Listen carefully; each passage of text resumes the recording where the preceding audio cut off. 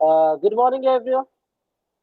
Good morning, everyone. I welcome you all to the English Support Mission Webinar Series 2023.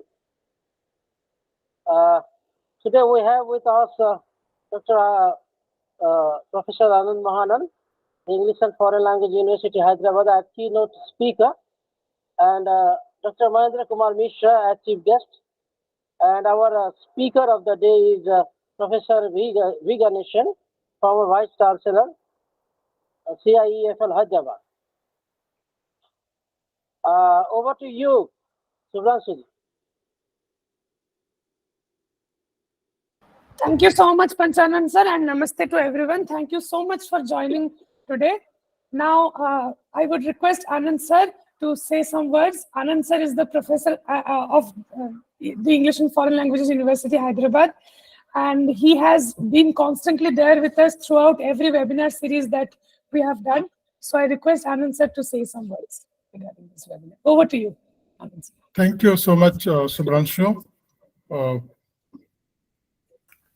Respected Professor Ganeshan,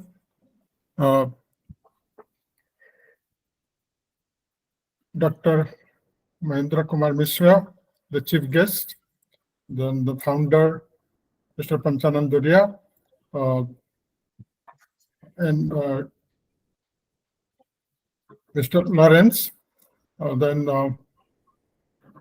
Subhanshu, Lingraj, and many distinguished participants. Thank you so much for inviting me to this event. We are meeting here to learn from each other. This is a great initiative. And the aim of this event is to learn from each other and to continue learning and enrich ourselves as professionals. So it is for professional development. We need to grow every day. We need to learn every day. We need to enrich every day. Like we have to keep on burning. There are two analogies we get from our Indian tradition. A teacher is compared to a lamp. Tagore says, unless a teacher is learning, he or she cannot impart knowledge.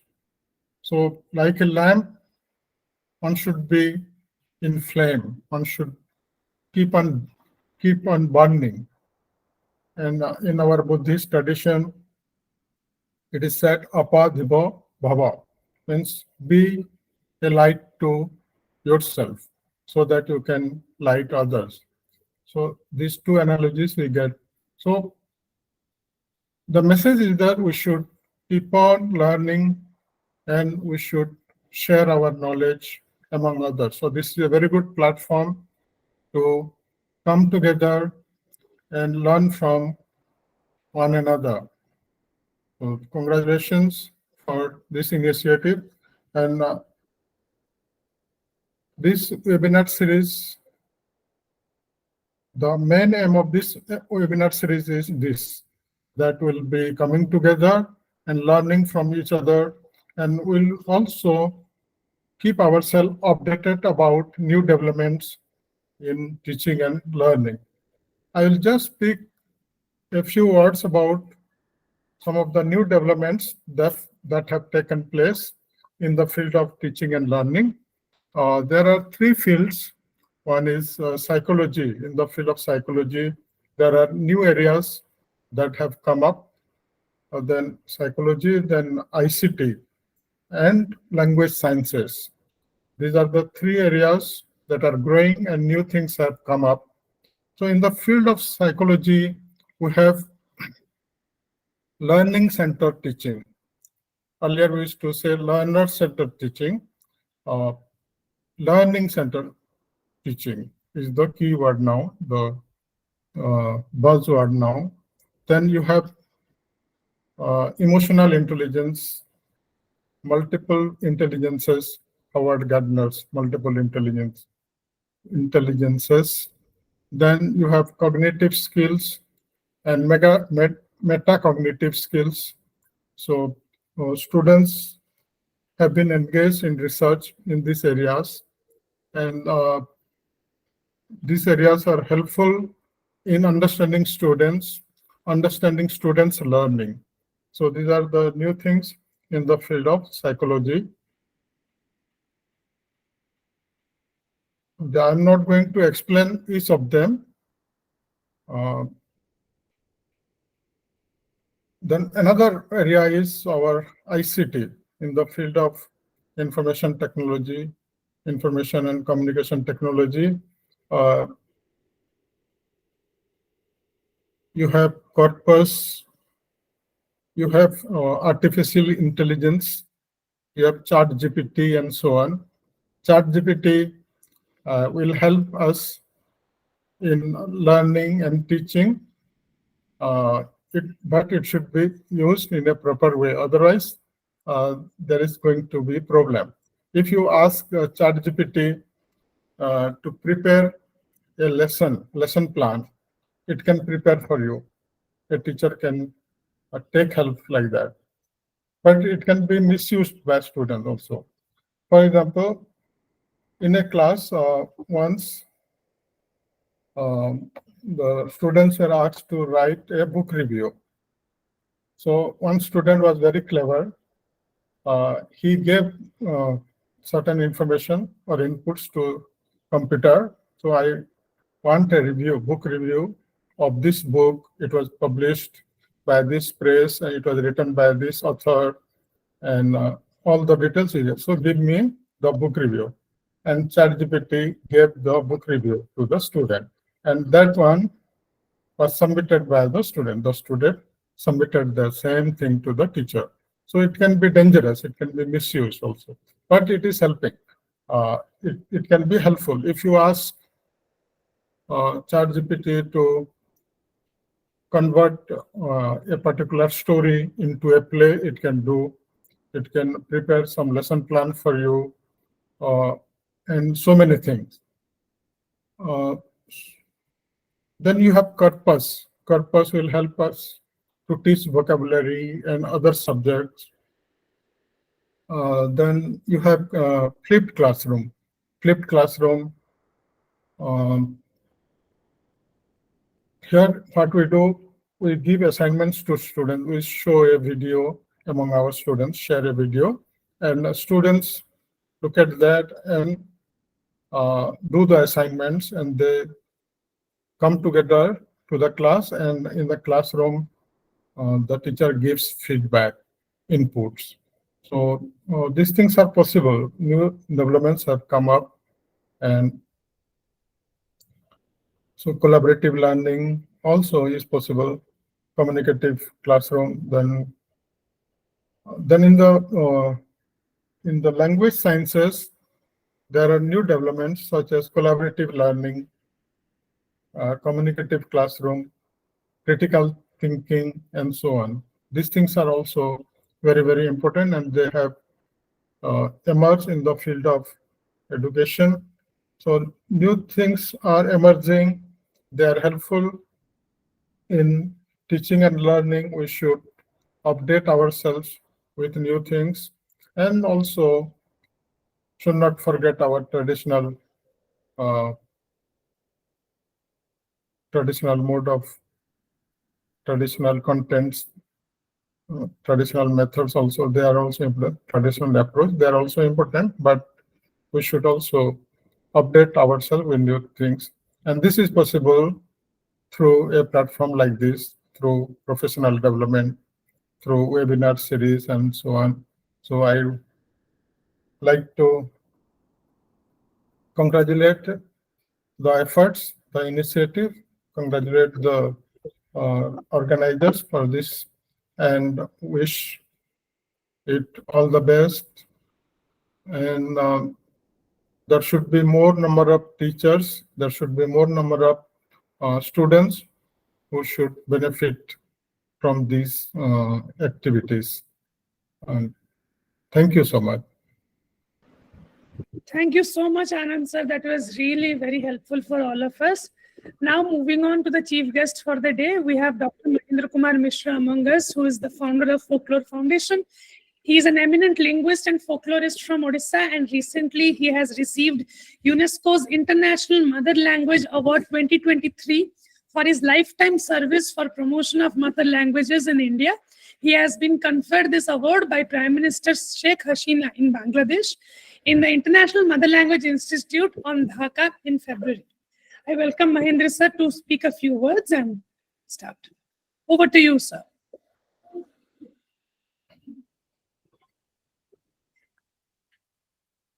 Thank you very much, Dr. Anand Mahanan and Subhranshu and Panchanan for organizing the English Support Mission Program in 2023.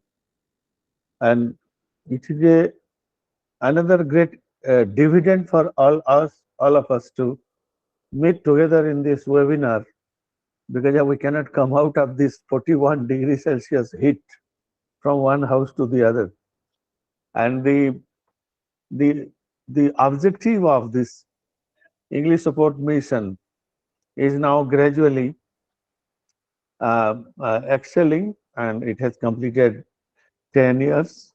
And we also have suggested Panchanan to take up this activity, making it a community-based program, and take at least 7 to 8 gram panchayat or one block or some local places where the nativity of the ESM will be applied practically, and also our research work and our teaching and learning work will continue over online or offline across the country.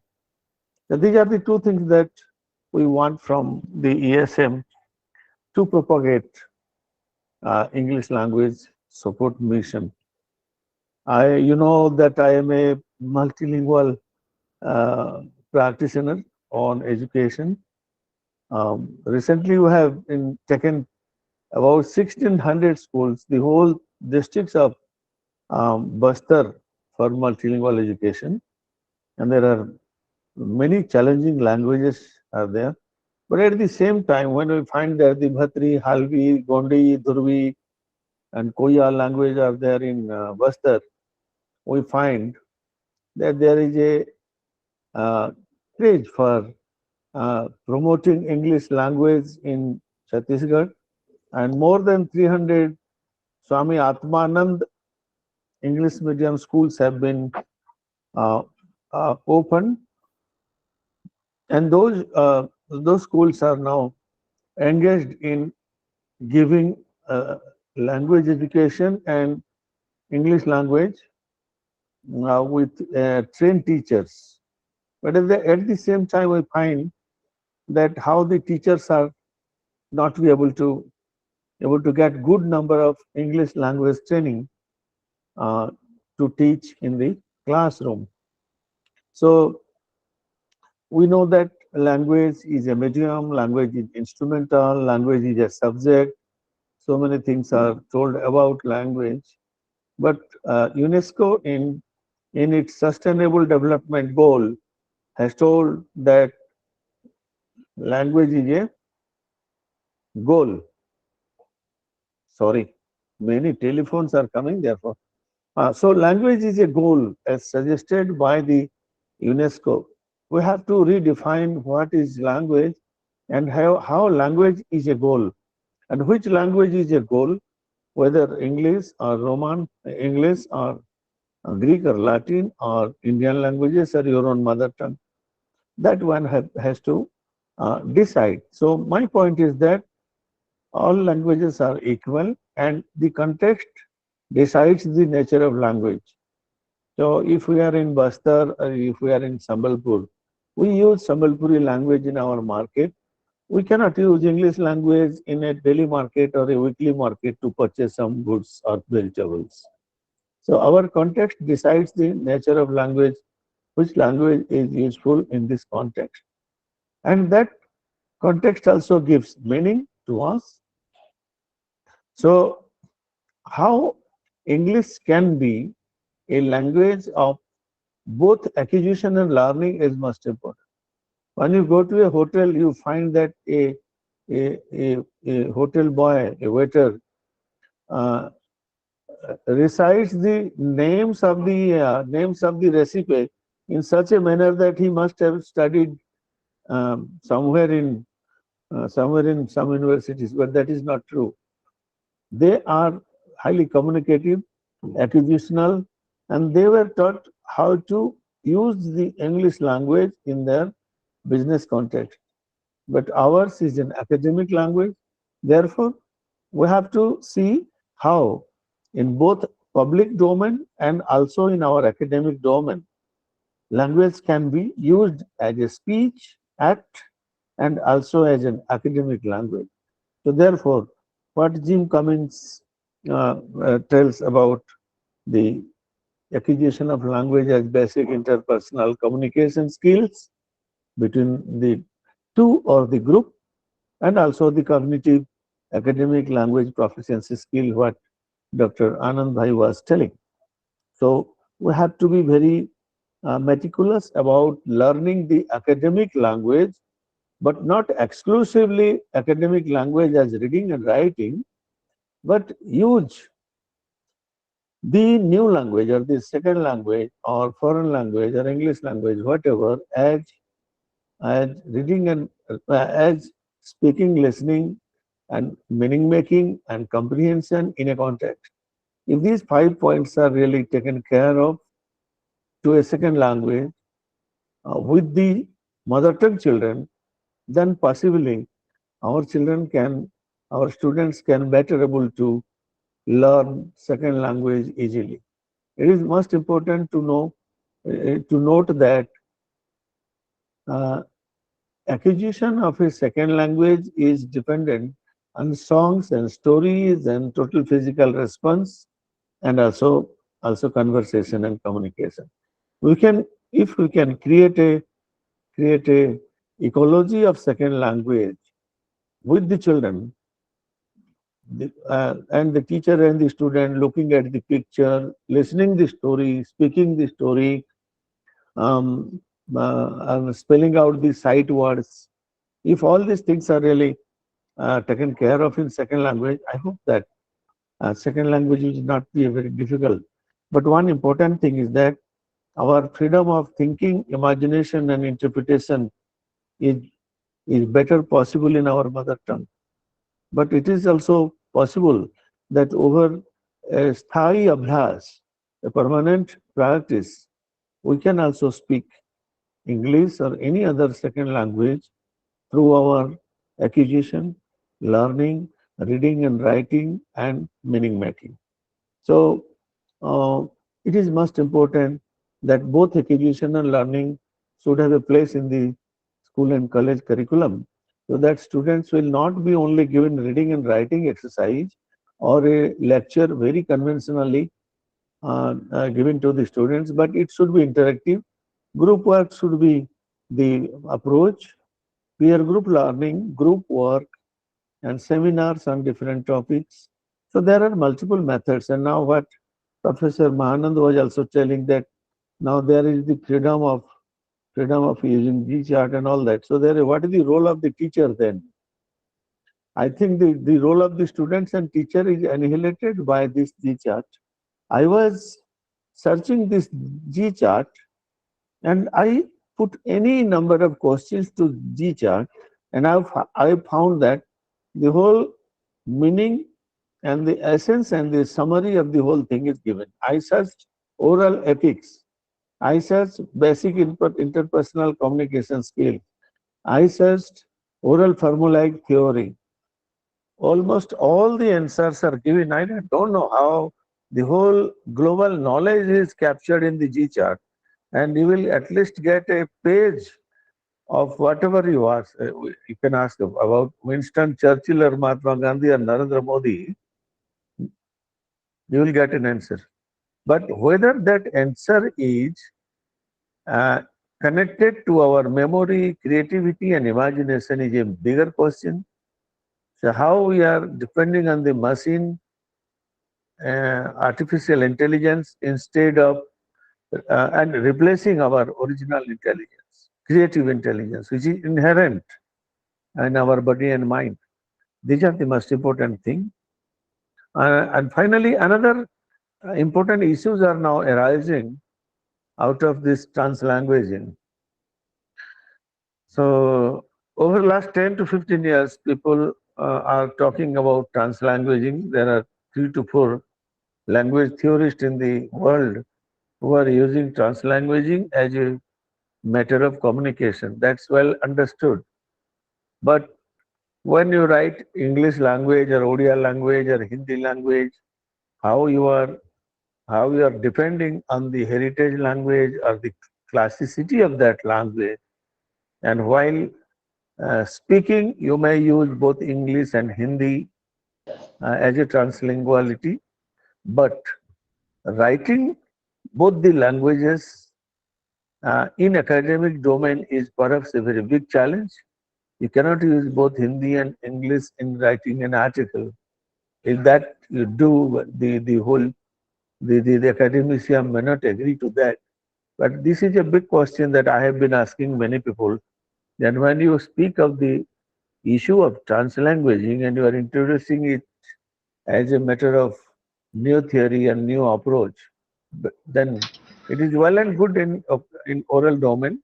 But while you are writing it as an academic writing, how you are using this translanguaging? Will you write it in English and Hindi together and make an article so that the article will be accepted either in the Hindi language domain or in English language domain?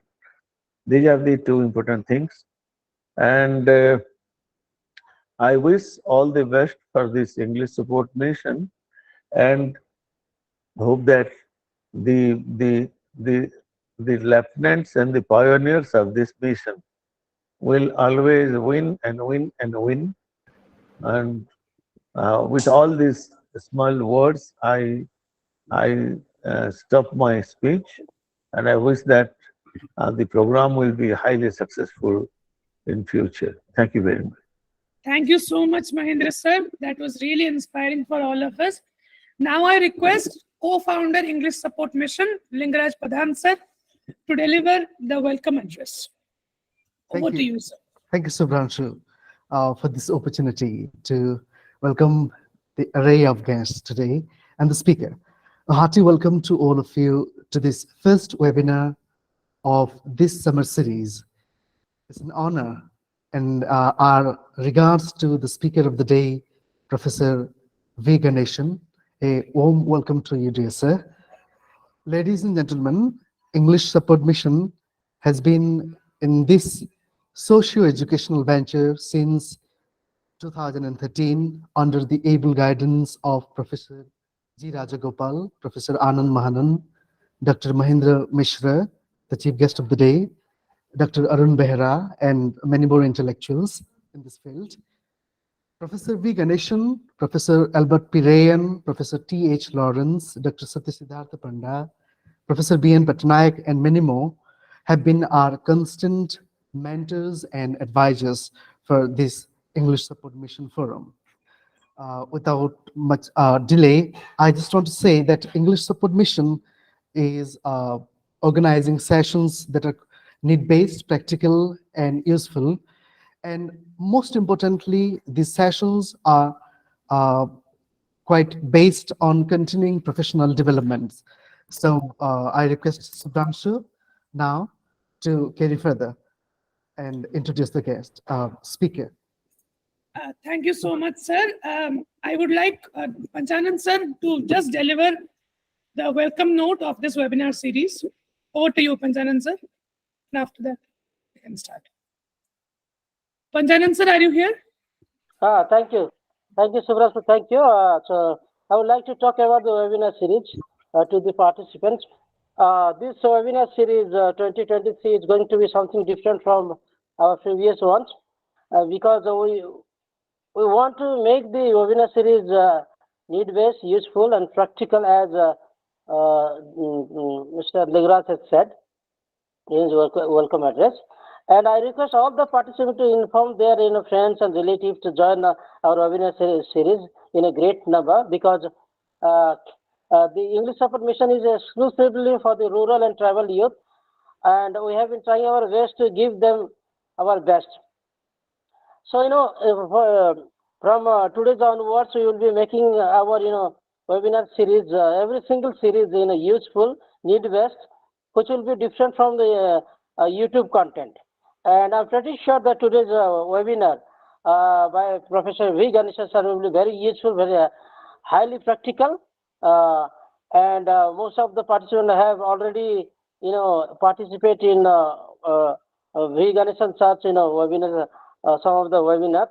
And if I request the participants to post their queries and suggestion what they want exactly, I will be taking care of their needs and proposal and suggestion, because this seminar is for all of them. Thank you so much. Over to you. Thank you so much, sir. We have the speaker for today as Professor V. Ganeshan. Sir has been an eminent professor of German. He has earned his Ph.D. in German Studies from University of Munich and has taught in CIEFL, now the English and Foreign Languages University, Hyderabad, for more than 30 years. He served as the head of the department, Dean of School, and Vice Chancellor of the ESM University. After his retirement, he teaches German in the US and divides his time between India and the US. We were very fortunate to have him in the offline session of English Support Mission that we had last year. And I welcome Ganeshan sir to start his talk. Over to you, Professor Ganeshan.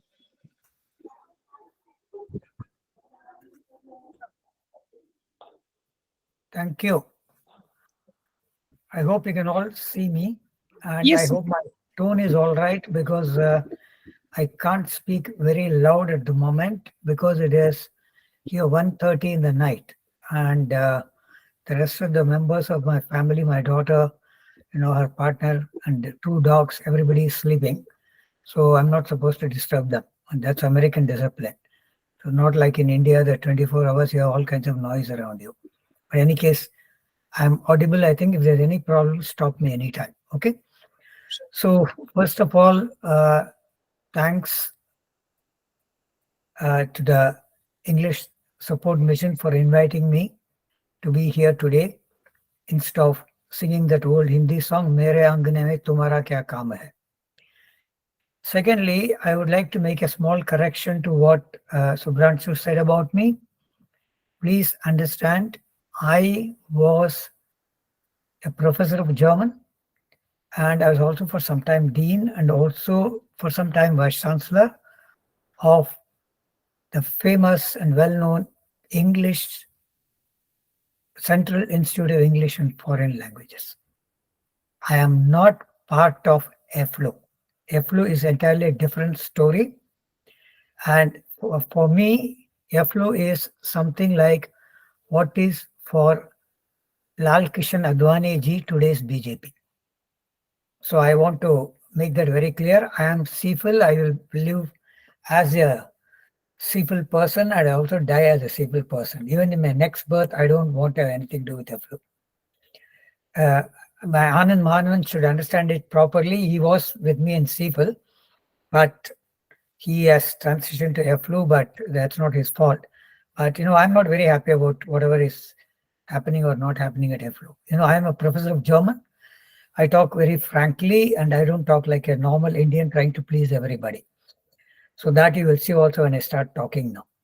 Now, first of all, I would like to imitate our Prime Minister, Narendra Modi ji. So instead of addressing each and every one of you, starting from Mishra ji, Panchanan ji, and everyone, it's going to be a long list of names.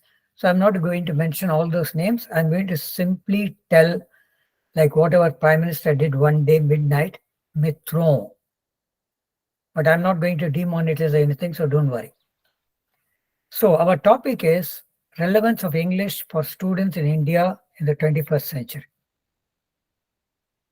Now, I have been told that this program is, the target group is students of colleges who are very concerned about their English. And therefore, I have formulated my talk in such a way that I will be talking as if I'm in a classroom and talking to the students. So those of you who are teachers who are listening to me today, you may be a little disappointed because my talk may not sound very scholarly. But my intention is not to show off my knowledge and wisdom and show how great I am. My intention is to offer in a simple way some food for thought for the students who are all worried about their English and their future. So for the students, I want to first of all say, like they say in that Hindi serial, Saas bhi kabhi bahu thi, Ganeshan bhi kabhi student tha. So I know the problems of the students. And I went to school until my 8th grade. I went to a Tamil medium school. So all my education up to grade 8 was in Tamil and not in English. So I'm not an English medium guy right from the beginning. I'm not a guy who will proudly say, oh, we speak English at home. No, I'm not. I'm a very pakka deshi guy. I finished my 8th grade. Then I went to the English medium, class 9. I was sitting there first day. My teacher came. It was a physics teacher. That was the first period. He was wearing a European suit because he was teaching physics. And there's something which I will never understand. Even in today's India, you will see most of the people who are trying to propagate a particular kind of what they call a Sanatana Hindu Dharma. Partly for me, it is a Sadhava Hindu Dharma. They're far away from it. They're all wearing a European suit and glorifying India. I'll never understand that.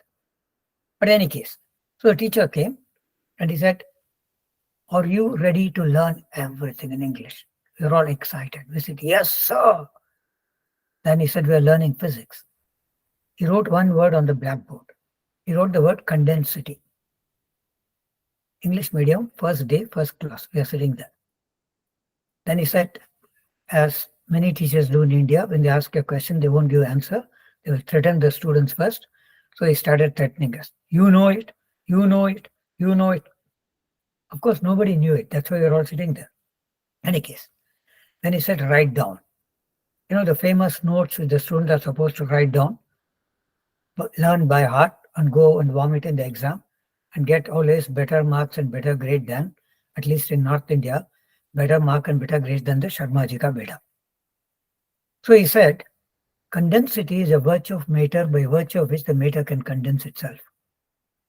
I'm sure many of you did not understand what it was. I also didn't understand. Then he wrote the second word, elasticity. Then again he started, you know it, you know it. I got a little tired and irritated.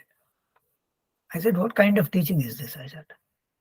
So, you know, I'm one of those Bhagavad Gita types. Paritranaya sadhunam, vinashaya cha dushkritam, dharma samsthapanarthaya sambhavami yuge yuge. So I stood up and said, sir, I know it. He was shocked. You know it? I said, yes, sir. He said, English medium? No, sir, Tamil medium. It was a double shock for him. He said, tell me. I smiled at him. I said, elasticity is a virtue of matter by virtue of which the matter can elastify itself. I sat down.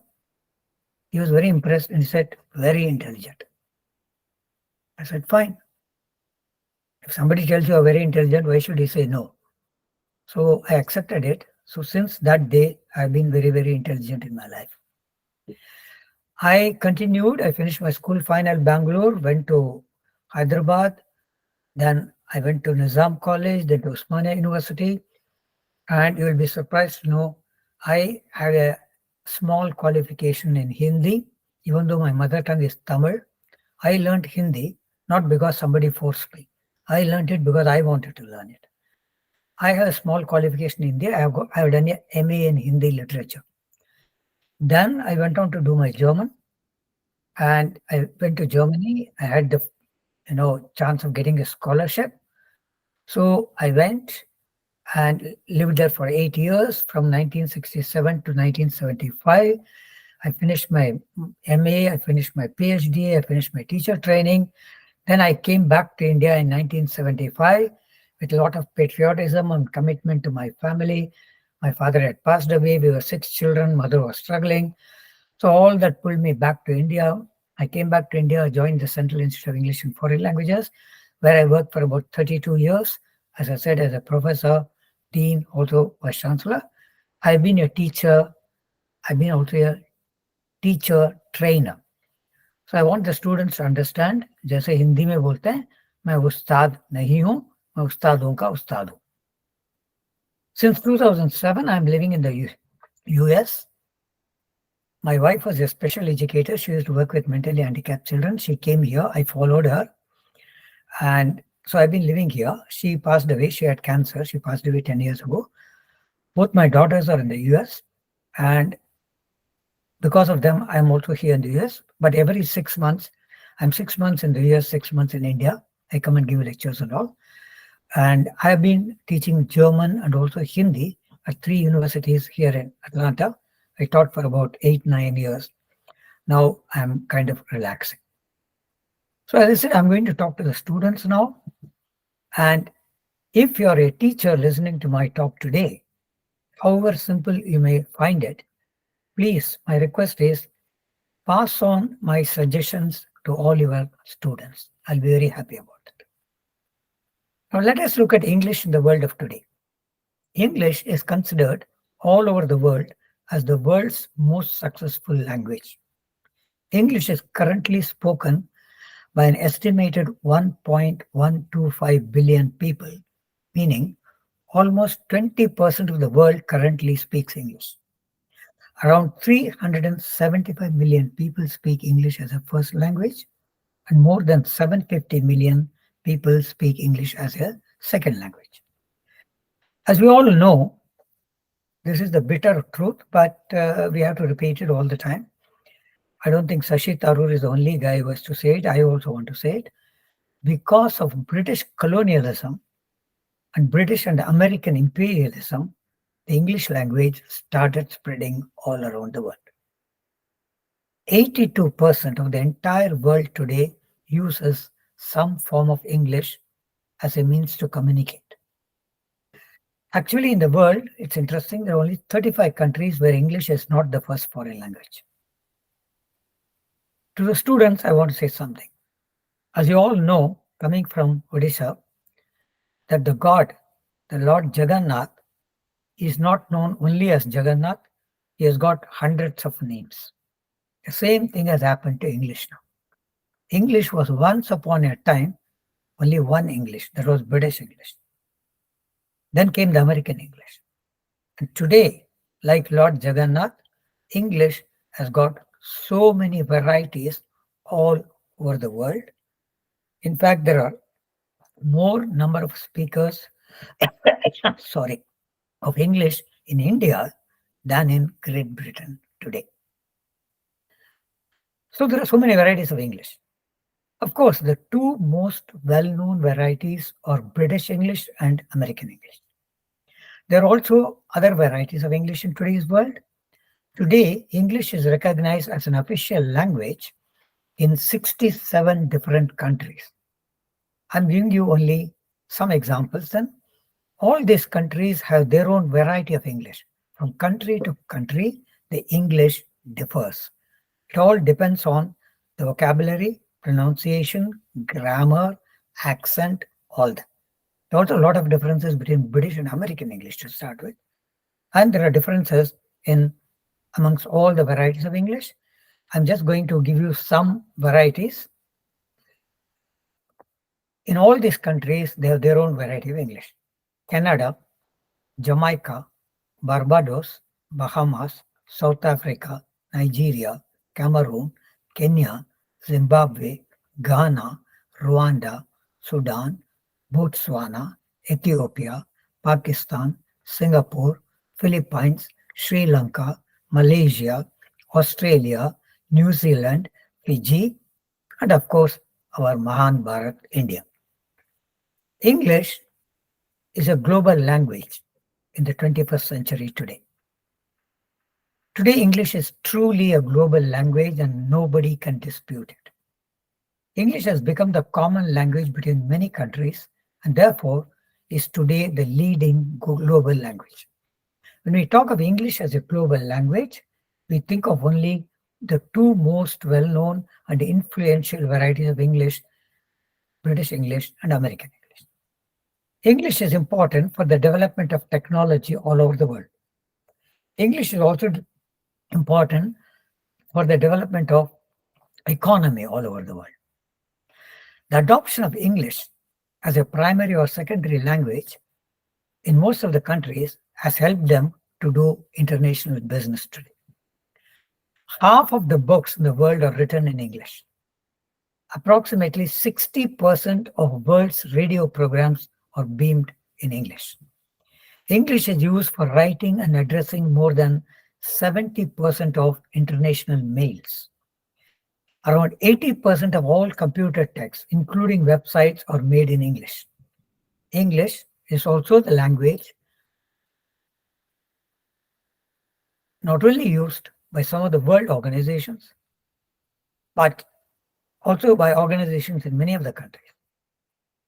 Some of the international organizations where English is the main language used, they are United Nations, World Health Organization, UNESCO, UNICEF, OPEC, EFTA, ASEAN, World Trade Organization, International Labour Organization, and Interpol.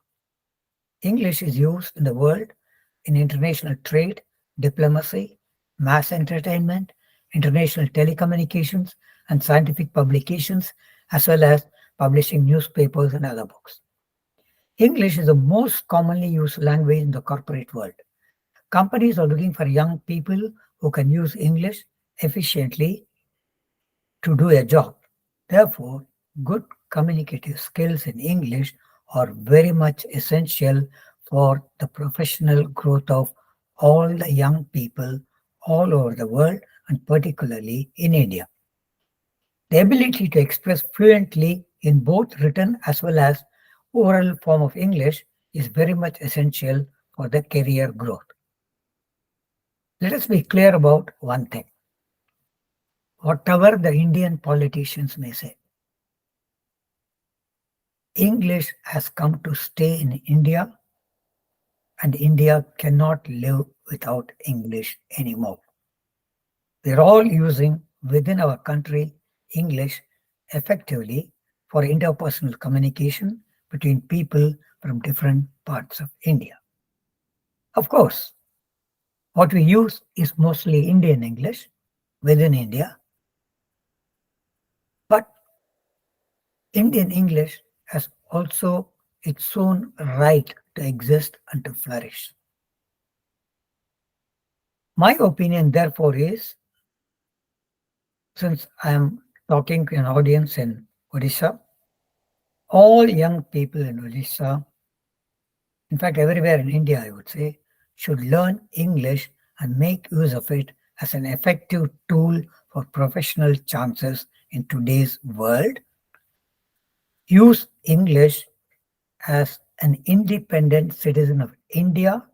Use English as your tool, not use English with a colonial inferiority feeling. Now, what is the relevance of English for students in India in the 21st century? What all I'm going to tell now, some things may sound a little repetitive and maybe repeating some other things, but that is the teacher in me.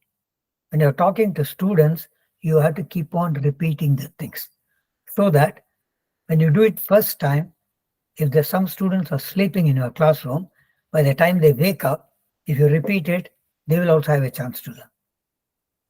So English is a global language and has a significant impact on students all over the world, including in India, whether we want it or not. English is an important part of the education system in India. There are more than 1,000 Indian languages and dialects, but only 5% of the Indians speak them as a mother tongue. English is considered to be one of the 5 national languages, along with Hindi, Bengali, Marathi, and Tamil. English is also taught as a compulsory subject in many of the schools across India, particularly the private schools. It's also used extensively by students preparing for competitive exams such as the IIT, JEE, NEET exam, and the AAMS, and also Indian Civil Service exam, State Civil Service exam, and all kinds of things. The Indian Constitution considers English as one of the languages that are to be used by all state institutions, including universities, colleges, and schools. Also, the Indian courts, the High Court and Supreme Court, use a lot of English. In fact, English is taught, as I said, in many schools, and English, according to the parents also, is a very important factor for the overall development of their children in the school. That's why everybody is running to admit their children in the English medium schools, however good or bad the schools may be. English is important for our education. And as I said, there are many countries where English is learned as a second language. So it won't be wrong to say that English dominates the learning and research field in most of the countries. English is also the language of communication all over the world. So, dear students, good communication skills in English can help you a lot and bring you lots of benefits. Let us look at some of these benefits. We all know that English is a universal language. It is understood and spoken in almost every corner of the world. We cannot expect anyone, particularly in a working environment, not to know English. If you don't know English, you cannot take part in the cutthroat competition for jobs outside and in the cutthroat working environment in the professional field. Having English skills listed in your resume or CV, if you can show in your resume and CV how much of English you know, how much English skills you have, the companies will take you seriously. Many multinationals and organizations, they're looking for young people who have a good level of proficiency and communicative skills in English. So if you want to demonstrate that you are capable and employable, you will have to demonstrate that your English is very, very good. There are a lot of things you can do. Reading books in English will help you to increase your vocabulary and the style of writing and speaking. English can help you to understand other cultures and communicate with people from other countries. Learning about other cultures is an invaluable part of developing a global perspective. Understanding other cultures is a crucial part of being able to relate with others effectively, no matter where they come from and what their professional beliefs are. Now, don't think that your intercultural or cross-cultural atmosphere you're going to face only if you go abroad and work in a company. No. In many of the Indian companies already, there are a lot of foreigners working. People from Korea, Japan, Nigeria, China, England, US, they're all working in India. So when you work in a multinational company in India, you will have to interact with people from different cultures. You know, the Indian culture has been always like that. In any Indian company, you forget English, forget globalization. In any Indian company, you will always find employees speaking different Indian languages. And they all work together. So this cross-cultural communication and cross-cultural work atmosphere is nothing new for India. Only thing is, now we are including the non-Indian languages also. A student who knows English will also become a better personality in the job market. He will get the best lifetime opportunities. No company would ever hire a person with a weak English communication skills. A thorough knowledge of the language is considered as a basic requirement for any position in most of the companies today. Even if you want to work as a watchman in a company, a chowkidar, you will need English. Hence, in order to grab a good opportunity, Indian students must learn English, they should know English properly, and they should keep on improving it. English helps you to enhance your educational opportunities, educational skills. Once you finish your education in India, you want to pursue higher studies. If your English is good, then nobody can stop you from going to a foreign university and get more educated. This is a chance you have. English gives access to more entertainment and more access to the internet today. Of course, we have internet websites in Indian languages also, but that's all more for entertainment. Professional benefit you get mostly from internet in English.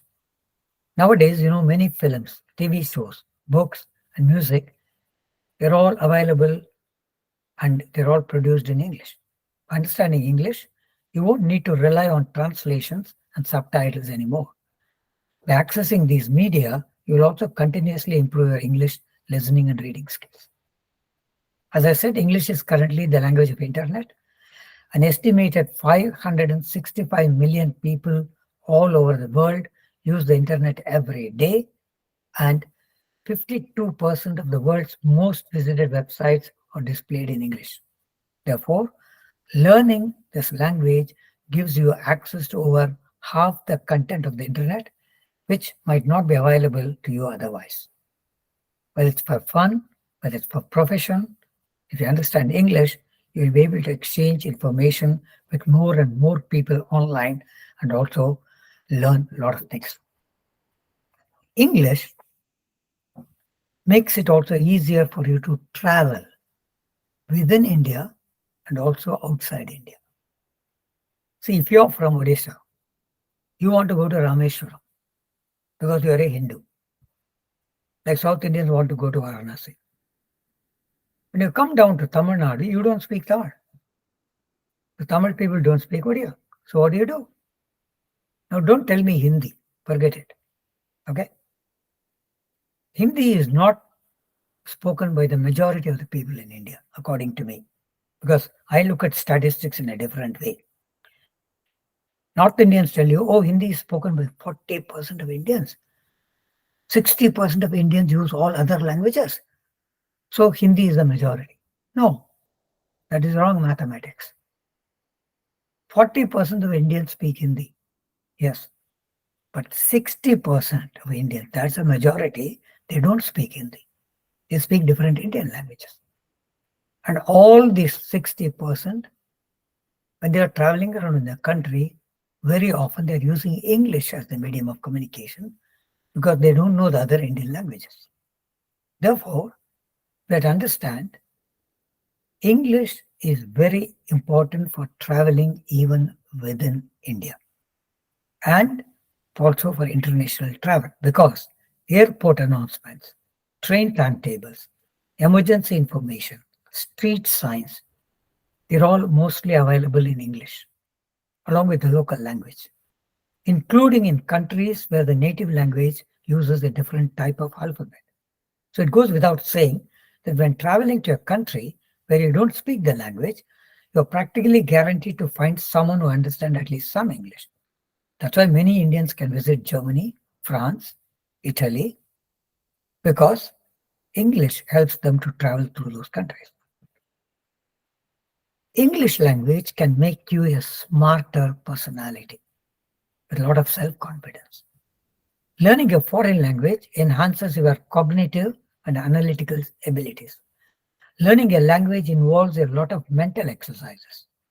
Learning a new language changes the brain structure, impacting the parts of the brain responsible for memory, conscious thought, and it can make you more creative. So, in the long term, bilingualism or multilingualism can keep the brain strong and healthy into old age and support concentration and memory skills.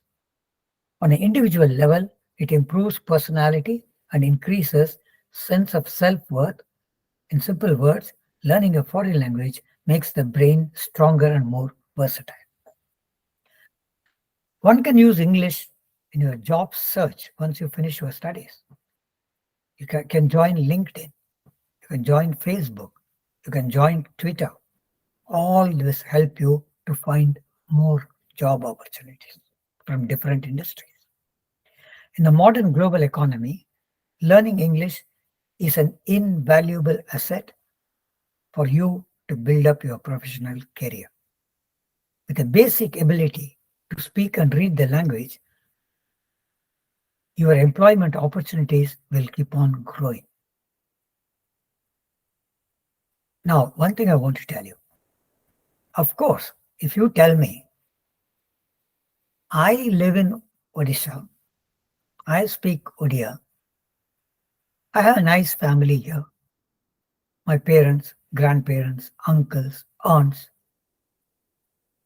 and I'm very happy here. I don't want to get out of Odisha at all. Then this talk is not meant for you. You're happy with your mother tongue, happy with Odisha language. There's nothing wrong. See, small businessmen in every state in India, they know only their language, but they're doing a lot of business. So choice is yours. The moment you want to step out of your city, your state, and your country, English becomes very, very important. Because as the world is growing increasingly globalized, the knowledge of English becomes more and more important. And that is why you should learn English properly if you want better chances in life. So as a student in India who is learning English, you have to be ready to constantly improve your English. Don't come with excuses all the time. I'll come to talk about it when I want to talk to you about the pronunciation of English language. I don't want you to misunderstand me. I am very much for the mother tongue. Mother tongue is our eyes. God has given us 2 eyes, that is our mother tongue. Every other language we learn, it is nothing but contact lenses. But many of the young people in India today may not be in Odisha, but if you go to the bigger cities in India, they are ashamed of talking their mother tongue. They all want to speak a broken English. They want to imitate the Americans sitting in India. They will tell you on the one hand, I'm very proud to be Indian, but why are they all running around in jeans and American t-shirts? You see what I'm wearing sitting in America? I'm wearing a kurta. So they're all wrong ideas, wrong things we are doing. So if you're serious about your English, you have to start working on your English. Take it seriously. Unless you put in efforts, nothing will come out. Never forget one thing. Communication skills are very necessary to acquire knowledge, circulate information, and persuade people to what you think. It helps in developing goodwill and sustaining harmonious relationship with other people. So it's very important to keep on trying to improve your English. Of course, along with all the other languages. Like, I've been always trying to improve my Hindi. I can proudly tell you today, my Hindi is much better than the Hindi spoken by people who have Hindi as a mother tongue. If you don't want to believe me, tell me at the end of the talk. I'll ask you a question about the Hindi language. Let me see whether you are able to answer it. I'll be able to answer it. So, you have to keep on developing your listening skills. You have to keep on developing your reading skills. Writing skills are also very important. You have to keep on writing, improving your writing in English. As I said, if you are happy with Indian English and you say, I'm happy with it, there's no problem. Continue to live with Indian English. There's nothing wrong. I'll come to that later on. Problem is that many Indians, when they want to go abroad, they want jobs in multinational companies, they do not put in enough effort to develop communication skills in English. I'm talking about standard English, British or American English. The speaking is wrong, the writing is wrong, they're not able to read text properly. But I want to tell you one thing. As a student, don't feel too sad, because it's not only the students whose English is not very good. Also, many teachers of English in India, their English is not good at all. And I'm very worried about that. I'll tell you how we write wrong English. I'll give you some examples. You are also doing it in Odisha. People are doing it in many states of India. We are writing English which is absolutely incorrect English. I'll give you some examples. Maybe you're also doing it in Odisha because your Odia language keeps on interfering. So listen to this example. Some people say, I'm sure in Odisha also, when they want to buy a bag in the market, they will tell the shopkeeper, I will pay only 500 rupees for this bag, max to max. That max to max is nothing but zyada se zyada. Wrong English. You'll have to say, I'll pay maximum 500 rupees. Or we say, for example, you're talking to a friend. Hey, yesterday you went to see a movie. No. Wrong English. It should be, yesterday you went to see a movie, didn't you? Or we say, he purchased 2 dozens apple. Dozens is wrong. He purchased 2 dozen apple. Or we say, he gave me a 10 rupees note. Rupees is wrong. He gave me a 10 rupee note. Or we say, oh, this shoe is cheap. No. Shoe is not singular. These shoes are cheap, because you're going to wear 2 shoes, not only 1. Okay, even if you're doing a Padayatra, Jodo Varat, you need 2 shoes. 6, we will discuss about it. Even English professor says this. Oh, we'll discuss about it. Wrong English. In English it is, we will discuss it. Wrong use of pronunciation, preposition. Then 2 more examples. Yesterday I gave the exam. Wrong English. Yesterday I wrote the exam. Then we very often, when somebody comes and tells us something, then we say, when we speak English in India, even teachers do it. Who told? It's again not standard English. Who said it? Who has said it? All this is happening because we all want to learn standard British English or American English, international English, but we keep on translating sentences from our mother tongue word by word into English. It's the biggest mistake we are doing.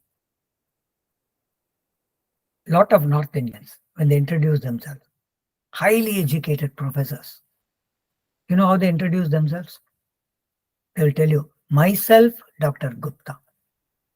He's a professor of English. Absolutely wrong English. In English it is, I am Gupta, or my name is Gupta.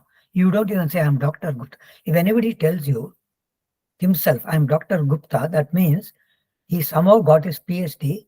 He's still not convinced he deserves the PhD. So he's reminding himself every day by saying Dr. Gupta, like saying a Vishnu Sahasranam, repeating it all the time.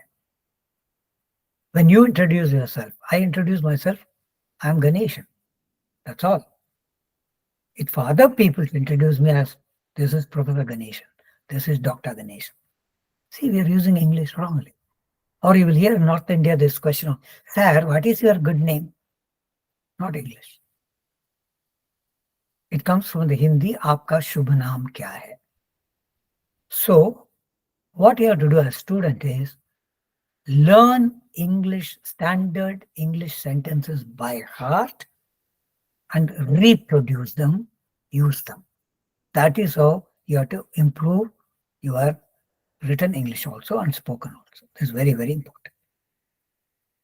Now, when it comes to speaking, we know every Indian language interferes when we try to speak English.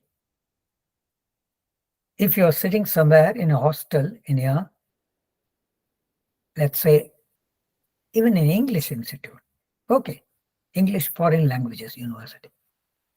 People from all over India come there to study. They're all sitting in the mess to eat. The English you hear there, even though EFLU is supposed to teach you good British English, if not American English, what happens is the Indian languages interfere. So in the mess, when they're all sitting and they want some sambar, you're in Hyderabad, you will get sambar. You won't get, the North Indian food. The Punjabi fellow who has come to as English to do his English there, MA or MPhil, PhD, you know what he will say in English? Arey yaar, pass on the sambar to me. Okay. The Tamil fellow who has also come to do English there, you know what he will say? Hey, why don't you pass on the sambar to me? The fellow who speaks Malayalam, he will say, hey, simply pass on the sambar to me. What are we doing? We have to be very careful about pronunciation, intonation, rhythm, any language. Okay, if you listen to my Hindi, you'll see how much efforts I have put in to get a good Hindi. I'll give you an example why pronunciation is important. Suppose I come to North India or I speak to some North Indians and then they ask me, अच्छा आप हिंदी बोलते हैं? Then I tell them, हाँ हिंदी बोलता हूँ. ठीक है. Now they ask me, अच्छा आप रोज कितने बजे खाना खाते हैं? Listen to me carefully. So the North Indian is asking me, आप रोज कितने बजे खाना खाते हैं? And I smile and tell him in my own Hindi, मैं रोज 12 बजे गाना गाता हूँ. You think he will be happy? So don't come with excuses about your pronunciation. You have to put in hard work. Pronunciation can be learned. It should be also taught properly. So what happens is this. I'll give you some examples about speaking. I'm sure whatever I know from my interaction with students in Odisha, see, there are certain sounds which you don't have in your language, which is available in the other language. So you are not able to produce those sounds, but you have to put in effort. Like very often what I hear is, instead of money, I hear people, not only in Odisha, it happens in Assam, even Bengal sometimes. Instead of saying money, people say money. Instead of saying learning, they say learning. Instead of saying causes, they say causes. Instead of saying important, I was shocked to hear that. Instead of saying importance, they say importance. What they mean is importance. So you have to be very careful about pronunciation, because in the communication, pronunciation plays a very, very important role. That is why, as Mishraji told us, go back to our tradition. If you go back to our tradition, what did they say in Sanskrit? In the Sanskrit culture, they said, if you don't pronounce the shlokas properly, there'll be a negative effect. See, Sanskrit is a phonic language. Many of the North Indian languages are phonic languages. Phonic language means the sign and the sound are same. So when you write in Hindi, ka, it's always ka.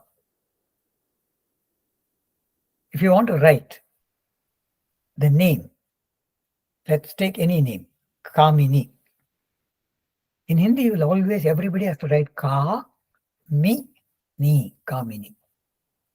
If you want to write Murti, you'll have to write a mu and half the ra and ta, then Murti. You see? English is not like that. English is not a phonic language. That's why PUT is put beauties, but if you look at the English pronunciation, you will see it's absolutely illogical. And that's why we find English pronunciation very difficult. But we have to learn the pronunciation properly. It's very, very important. I'll give you some examples later on. So let me come to this crucial question. First of all, I always believe as a young person, you should not compare yourself with other people at all. You're an individual. It's your life. You should decide what is good for you, what is not good for you. You decide. Don't even let your parents decide it. There's another problem with the Indian parents. Indian parents will not give away the remote control. So the problem is, as long as your parents are living in India, you are 60 years old, your father is 80 years old, mother is 70, you are a bacha. That's all. They think you are an idiot. They have to give you instructions on everything. This has to change. Because not only English, if you want to work in a multinational company, you will have to take decisions. Tomorrow you're working there, there's a project, your manager says, this is the problem, what shall we do? Now you cannot say, मैं घर जाके माँ बाप को पूछ के कल आके बताऊंगा. You can't do that. So learn to be independent. So I want to tell you this now. Take it seriously. If you're a student in India, first ask yourself, what kind of English do I need in my life? What kind of English do I want in my life, in my profession? See, I went to South India. I was in Tamil Nadu. I gave a lecture on English importance. One boy comes and tells me, sir, all my teachers are also telling English is important, everybody is saying English is important. Do you mean to say without English, I cannot have a good professional life and career and earn a lot of money? He asked me that, in the question answer session in public. I told the boy in public, see, I never said everybody needs English. I only said if you want to be successful in a professional world which is national level, international level, then you need English. But if you tell me you've got a rich uncle, you are living in Tanjavur or in Madurai, you'll have a rich uncle. Okay, mama hai. The mama has got a big company. And the mama says, "Hey beta, Madurai से निकल के बाहर नहीं जाना है, चेन्नई तक भी नहीं जाना है तुमको, यही बैठो, मेरा कंपनी है, मैं तुमको डिप्टी जनरल मैनेजर बनाऊंगा और तुम मेरी बेटी से शादी भी कर सकती हो." I told this boy, if you have a mama like that, he has a daughter, he has got a company, fine. You can have a lot of money just using your Tamil and no English at all. Because whatever you people are producing, you are selling it only in Tamil Nadu. It's okay. So don't misunderstand me. The question is, it is a bitter truth. We are setting wrong priorities. You see, in India, what's happening today is, we are trying to push the British or American English at the kindergarten level, which is, according to me, nonsense. I'll clearly tell you what I mean. According to me, children in Indian schools, first of all, they will have to learn their mother tongue properly. And then they will have to learn, this is what I feel, every child in India should first learn the mother tongue. Should not be ashamed of it. I know my mother tongue. In addition to my mother tongue, I know only 9 languages. So I know only 10 languages. The next language they have to learn is, if you are a Bengali family, professionally you decide to move to Maharashtra, you go to Bombay to work, your child should also pick up some Marathi. That should be the second language. If you are a Maharashtrian family, you decide to move to Andhra Pradesh, your child should learn Marathi and a little bit of Telugu. These politicians won't tell you. Only people like me will tell you. Okay, that's why I'll never become Prime Minister or President of India. That's okay. And I'll never get a Bharat Ratna also. That's also okay. Actually, if at all they want to give me something for all the work I've done till now, bravely they should give me a Paramveer Chakra. But I don't want that also. It's okay. So, then what is the third language? The third language should be, listen to me carefully, every South Indian should learn a little bit of Hindi. But at the same time, every North Indian should also learn one South Indian language. Then only we will have a unity in diversity, we will have a real Mahan Bharat. After these three languages comes English. Students can start learning English starting from the middle school. That's fine with me. Primary school education should be, according to me, should be only in mother tongue. English, you see, it has become a business now. Kindergarten, private schools, so-called international schools, they are all selling wrong English, collecting a lot of money. That's not good. So, what is important is, first decide what is the English you need. Then, as I said, learn your mother tongue properly, learn some more Indian languages properly, so that first you become a real Indian. Then, try to learn foreign languages. Okay. What is important is, let's see, if you want to go beyond your Indian English, then you have to sincerely try to pick up standard British or American English. You must be ready for that. And because once you start looking for a job, once you finish your studies in the globalized world outside, multinational corporations, unless your English is very, very good, the standard English, not Indian English, you will not have good career opportunities. So, if you want to improve your communicative skills in English, you have to sincerely work. That's important. I'm coming to the conclusion of my talk now. Now, how to improve your English? I'm sure this webinar series is going to offer you a lot on that. I already told Panchananji also, I've given him some topics on which I can speak. If they invite me again for some more sessions, I'll come and speak to you. If you as students, you can think of some topics which are important for you. Very often, you know it better than your teachers and your parents. Tell your teachers, tell Panchananji, tell the English Support Mission, hey, this is the topic, we want somebody to come and talk to us. You know, it's very, very important. So, we'll do all that. Now, let me come to the conclusion. Like I started now with, but before I come, I want to give you 3 examples. They're very important for me. If you don't speak the language properly and correctly, there are going to be a lot of misunderstandings in the communication. So I want to give you 3 examples, then I want to conclude. Number 1, there was a Bengali gentleman whom Government of India sent to England as the Indian ambassador. He was appointed as new Indian ambassador. He went to England.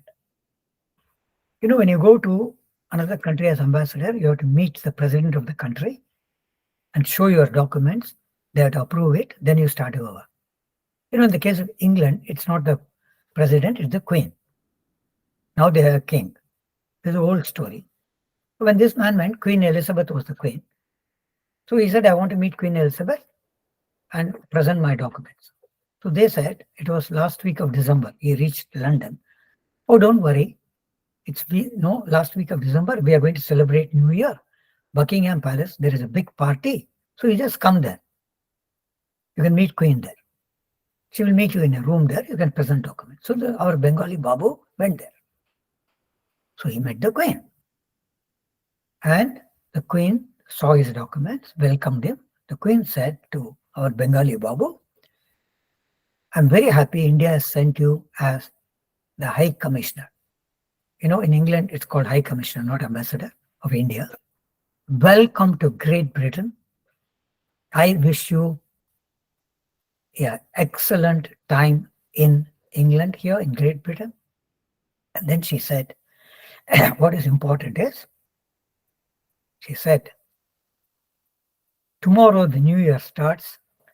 So I want to wish you a very, very happy new year. You know what the Bengali Babu told the Queen in his Bengali English? Shame to you. That is pronunciation. Another story. A Gujarati lady in New York did shopping.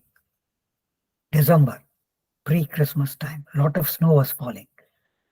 After shopping, she was walking with her bag. She slipped down, fell down. She didn't know English. Remember, December, Christmas time. She screamed in her Hindi when she fell down, "Hi, Merry Kismat." When young American was passing by, he smiled and said, "Merry Christmas to you, madam." Because he thought she's wishing him Merry Christmas. An old gentleman from North India came to America to visit his children. He knew only Hindi, no English. One day, he suddenly had some pain in the heart. He felt some pain. He got worried. He told the children. They called the ambulance. The Americans came with the ambulance. They put the old man in the ambulance.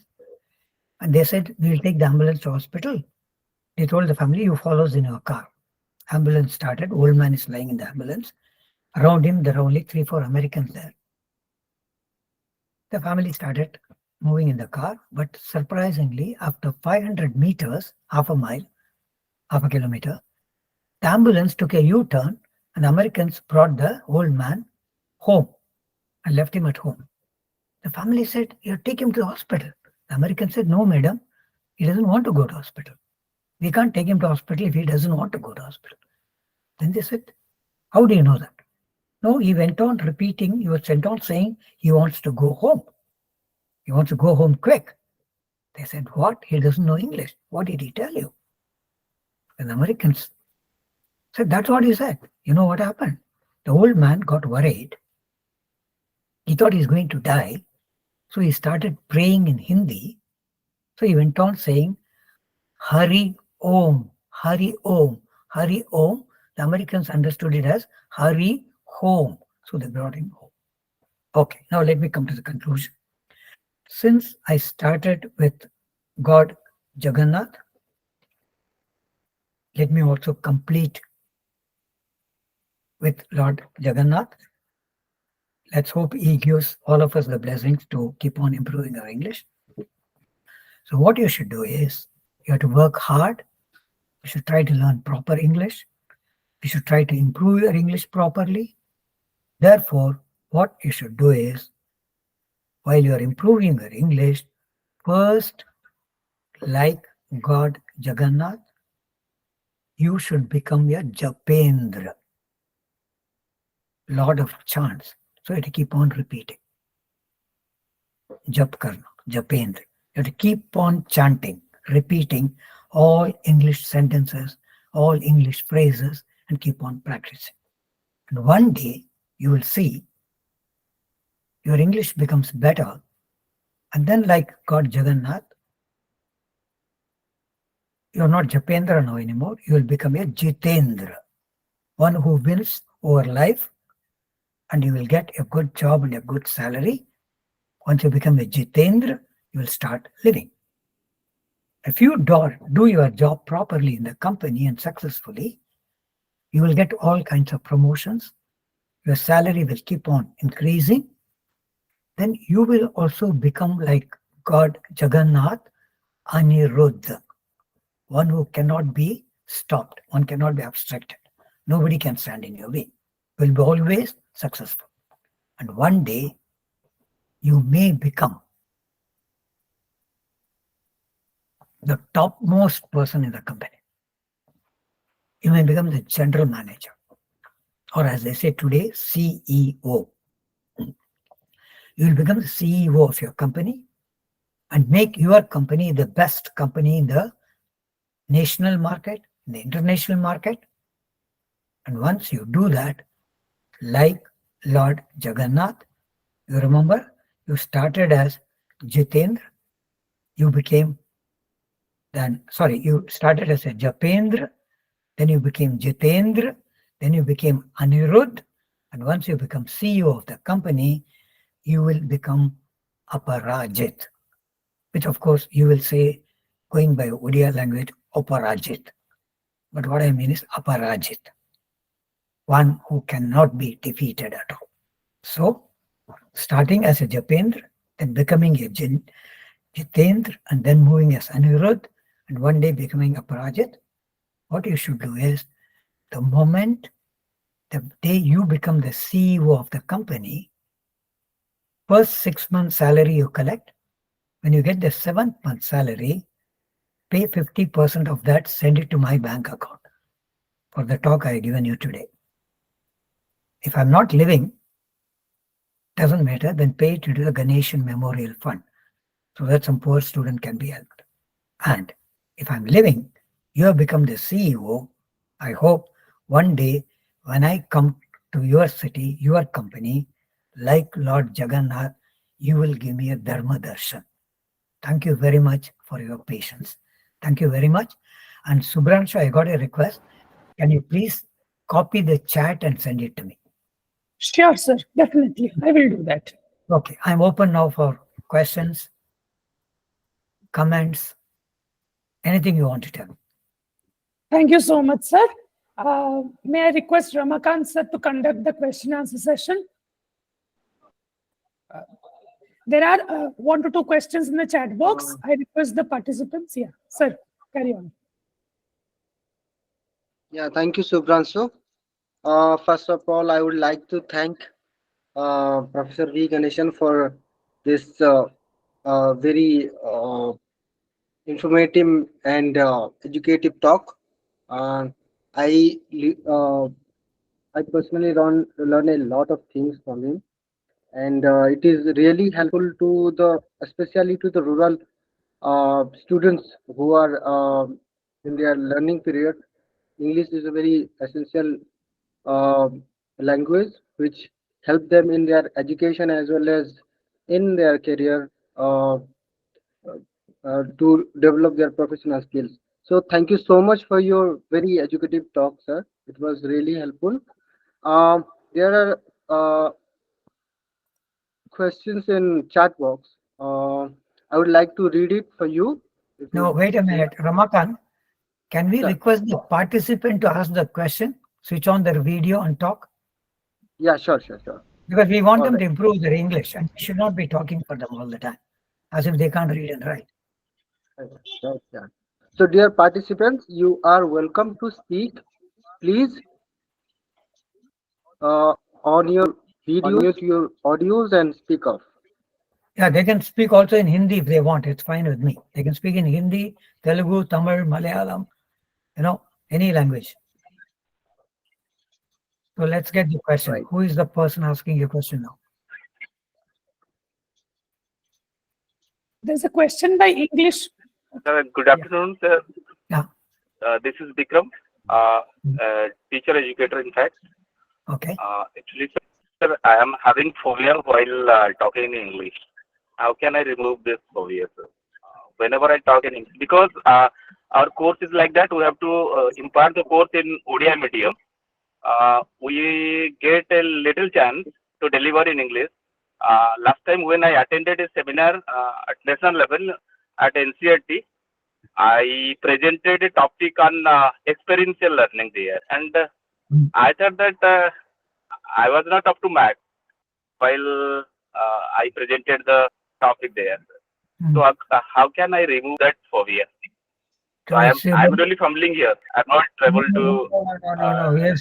There's no necessity for you to fumble. First of all, I'll tell you one thing.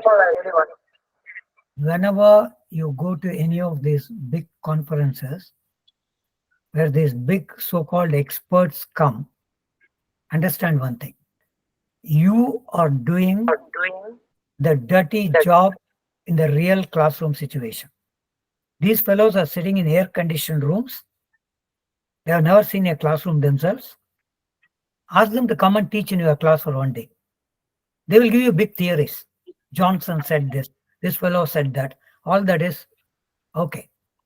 That doesn't help you. See, somebody telling you how to make biryani, it does not mean he can make the biryani. You have to make it.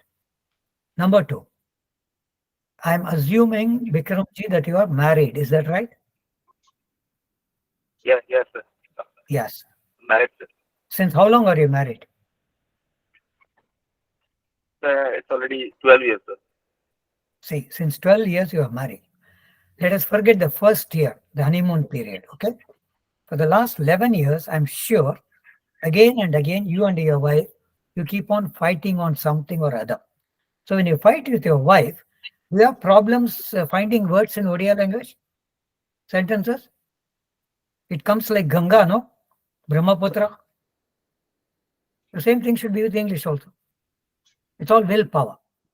See, what is important is, now I don't understand when you say, I'm teaching in a Odia medium school and all fine, but you're teaching English. When you're teaching English, No. even in a Odia medium school, No, sir. you are. No, sir. I'm teaching education, sir. Education. Okay. Sir. Teacher educator. I'm teaching training. Yes. Also Okay. some pedagogies. He is training the primary teachers. Oh, you're Yeah. training the primary teachers who will go and work in your Odia medium school, right? Yes. Is that correct? Yeah? Yes, sir. Absolutely. Yeah. Okay. Then why do you need English? Why do you need English to train them? So See, if you're sometimes going we to have train to present. no, Dekhe, if you're training cats, you need not bark, no, like a dog. See, there's something totally wrong. Yeah. If you're training teachers for primary schools in Odisha, they will teach in your Odia medium school. Okay. Then you should be training them in their language. This is the problem with the NCERT fellows. They want you to dump everything in English. You see, when you're teaching somebody cricket, okay, you don't need a tennis racket for that. Or if you have to teach somebody kabaddi, you don't bring a cricket bat into the place. I think something is quite not okay. But you personally, if you have problems speaking English, then I'll tell you what you should do. It's very simple. You can attend 25 courses, go to 50 coaching centers. You can even go to Puri Jagannath, stand and pray there for 48 days. All that will not help you. You have to open your mouth and start speaking English. Full stop. That's the only thing. Now, when you speak English, have courage. Have you heard our politicians speaking English? You see how they all speak English in the election meetings? Are they worried about grammar, pronunciation, vocabulary? हाँ? Not at all. एक दूसरे पर जूते मारते हैं अंग्रेजी में, टूटा फूटा अंग्रेजी में. If they can do it, why should we be afraid of our English? Open the mouth, start speaking. Please understand one thing. Learn dialogues by heart. If that's your problem, start using the sentences. Don't try to construct sentences on your own at that moment. That will make you nervous. Second thing, please understand this. You always say, I'm afraid of speaking English because I may commit grammar mistakes, vocabulary, all this. That's not true. I'll give you an example. Speaking is actually, people say it's a difficult thing. It's not. It's the easiest thing actually. Because writing is more difficult. I'll give you an example. Suppose an English teacher from North India comes to EFLU for teacher training. He's attending a teacher training course in English. Evening, he goes to buy some biscuits, bread and all to the shop. Goes to the Chaurasta. One motorbike comes and hits him. He falls down. And there are 200 people around him. In India, you will get a crowd, no problem. You can stand in the street and if you loudly say once, "Arey, papi looks," you will get 500 people. You can start an ashram. You can become a Guruji. Okay. So if they all come, this English teacher who has been hit by motorbike is lying down, is injured, he needs water, he's gasping. Do you really think, going by the advice of all these fellows sitting in the Ministry of HRD, UGC, NCRT, he is going to say, oh, I'm an English teacher, I need water, I should speak correct English. You think he is going to look at this crowd in the Chaurasta and say, excuse me, would you mind doing me a favor and get me a glass of water? You think he's going to do that? Oh, mar jayega wo. Nahi karega. He will only say water, water. And nobody is going to stand and say grammar, sentence, where is subject, where is all. Nobody is going to say all that. So speaking is a skill, it's functionality. Okay? So you'll have to speak. Use the words in it. And another thing, never think speaking English is your problem. You know why? Because I'll tell you one thing. See my Hindi. I speak Hindi as a South Indian. You think I'm afraid of speaking Hindi? I'm not.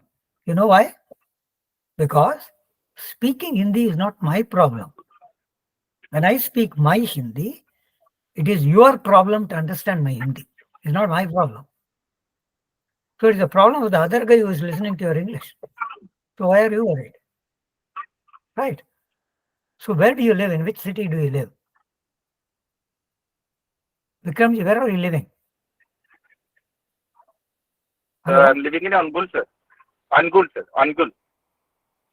Okay. I hope next time I come to India, they will invite me to Odisha and they will make it possible that I can go through to different colleges, schools, invite me to your place also, and we will have a session on that also. You know, how to speak English, how to come out of the...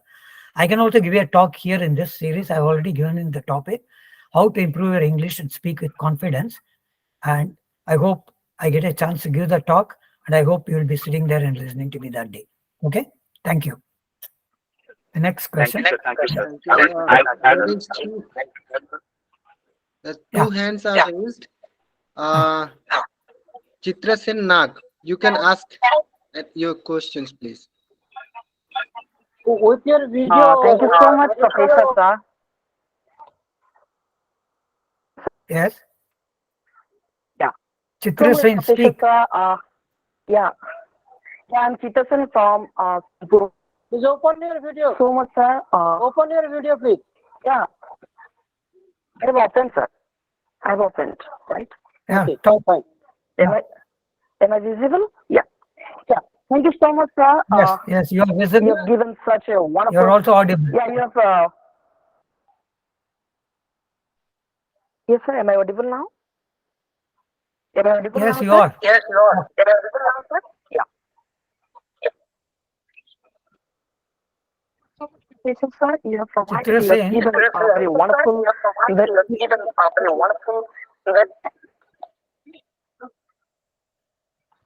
I think remove your headphones and talk. Yes. All right, sir. Some, talk. What's your question? Okay. Thank you so much, sir. You have given a very wonderful and wonderful lecture, wonderful session. And I have been learned very wonderful things, a lot of things from you. And thanks, Panchanan, sir. You have organized such a wonderful webinar to for our rural people. And sir, my questions. I have some questions. Actually, I have two questions.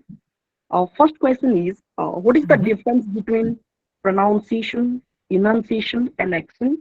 And my next question is, what is the difference between American English, British English, and Indian English? And it is important to develop our British English. It is important to develop our American English. And what is the difference between American English? What is the difference? What is the difference between vocabs? If any vocabs difference between American and British English? Would you like to simplify, please, sir? Okay. Subramshu, can you help me and summarize it, what he said? Because there's acoustic, there's a problem. Sir, his first question was not audible, but his second question was the difference between British and American English and the importance of the two. That was his second Okay. question. And the Okay. first question, Chitrasen, if you would write in the chat box, I can read that out for you. Right. Yeah, I would like to say, my first question is, am I audible now, sir? Yeah. Yes. Yeah. Okay. My first question is, what is the difference between pronunciation and enunciation and accent? What is it? What is the Pronunciation difference? and Ramakant. Yes, sir. Enunciation. What is the difference between pronunciation Okay, I'm just writing. and accent, right? And Huh? something denunciation. Did you say? His voice is not He clear. said enunciation. No, Chitrasen, write your question in the chat. Write it in the chat and then they can read it to me. I'll answer you the second question. There are a lot of differences between British English and American English. Okay? Difference between pronunciation and enunciation. Can you explain to me what is enunciation? Priya, you want to help me? Enunciation Sir, is more, good morning, sir. not I necessarily was also speaking. confused. He took some common words with ending with, I also couldn't get that. I also think Yeah, it is right. a different thing, different concept. That's right. That's Renunciation. Right, exactly. It's totally different. I okay. think We'll do one thing. pronunciation No, and we'll do one- accent is his question. Pronunciation No, and no, no. accent we can differentiate, but denunciation is about Buddhism and all. Yeah, that's right. That's right. That's okay. That's okay. So Chitra Sen, what you do is send me your first question, send me an email, I'll send an answer to you. Yeah, I'll I think explain it's pronunciation and accent. I think he basically wants to know the difference between the terms of pronunciation and accent. That Oh. can be differentiated. Otherwise, the Yeah, other things are entirely different. Okay. Let me try to give some answer now. So first of all, I'll come to the British English later on. So the difference between, now I have to ask Chitra Sen, am I audible? The way he has been asking me 10 times. Any case, okay. So the difference between pronunciation. Yeah, okay. The difference between pronunciation and accent is pronunciation is how you speak the individual sounds, and also when you combine them into a word or a sentence, whereas accent is where do you put the stress in a sentence. Okay, so in every sentence, depending on what we want to say, we'll put a stress on one particular word. Okay, so if, let's say, a young man goes to a girl and wants to tell her he wants to take her to a movie. Okay. Now he has to convince the girl. So she says yes. Now it depends on how he is going to tell this sentence. See, he wants to tell her, there are other boys also who want to go to a movie with you, but come with me because I'm something special. Now let us take this sentence. Suppose he has a motorbike or he has got a car. Other fellows have only motorbike. And he wants to show her that, look, I have got a car, so come with me to the movie. Now you'll use the sentence, hey, will you come with me to a movie? I have a car. Now he can say it in different ways. Suppose he says, hey, I have a car. That means he has the car, other fellows don't have a car. If he says, hey, I have a car, that means it's his car and not his father's car. Okay. And if he says, hey, I have a car, that means he's having a car and not a motorbike. So that is the kind of difference. Okay. Any case, all of you can send me your questions by email. I can also answer them. There's no problem. Now coming to British and American English, yes, there are quite a lot of differences between British and American English. I can give you only some small examples now. But To compare it with India, it is like, let's say the Hindi, if you take the Hindi of Ram Krishna Advani ji and you take the Hindi of Lalu Prasad Yadav, that's the difference. Okay, so British English, when somebody says, hey, how are you? British English say, oh, thank you, I'm fine. American English, hey, how are you? You say, thank you, I'm good. You don't say I'm fine. Okay. What is called petrol in British English is called in American English gas. See, Americans use different words for the British words, quite different words. They also use different sentences, structures, for example. Okay. See, a British guy, suppose you tell him something, hey, I'll take you over the weekend, we'll go to the farmhouse of my uncle. He has a farmhouse in Haryana. So we'll go there, have some nice time. The British guy will look at you and say, oh, really? Oh, that's very nice of you. Thank you. Oh, that makes me very happy. The American guy won't say that. The American guy, if you tell him that, say, oh, really? Your uncle has a farmhouse? We are going there? Oh, I'm so excited. Americans are always excited about anything, everything. So there are also books which you can read, which will tell you the difference between British and American English. I can send you some information on that. So write to me and then I'll give you those answers. We'll do that. Okay, that's important, but I'll give you only a small example. If you don't use the language properly, I told you. There is a North Indian boy who comes to America. He doesn't know American English. He doesn't know proper English. He knows only Indian English. He meets here American in his university course. Let's call him John. John tells his parents, there is an Indian who has come. Why don't we call him for dinner? Parents say, yeah, call him. So John invites our fellow, to come home for dinner. So the Indian guy goes there one evening. He meets John's parents also. Now, John's girlfriend is also there. Okay? Victoria, she's also there. Now, when they talk, John's parents ask this Indian fellow, hey, this is John's girlfriend and they like each other. They came to know each other and they're going to marry soon. And they invited me to their wedding because in America, people who want to marry, it's all mostly self-arranged marriages, love marriage. You choose the girl, you marry, you invite your parents to your wedding, not like in India. Okay, it's a different system. So she says, what about your girlfriend? Is she also going to join you? Is she coming from India? The North Indian fellow got very, very upset. So I won't tell you to which political party he belongs to, that you can guess. That fellow said, what? Girlfriend? No. In our Hindu culture, no girlfriend allowed. Nonsense. What girlfriend? I don't have girlfriend. They got worried. See, they were trying to be friendly, trying to find out how is life in India. That's all. This fellow got very angry. Then they said, hey, look, we're only trying to be nice and find out from you. Okay. In US, the boy meets the girl meets the boy, they like each other. For some time, they go around with each other. Maybe they try some things. Then they are convinced they want to marry. Then they get a wedding and they invite the parents. That's how it's done here. But how do you do it in India?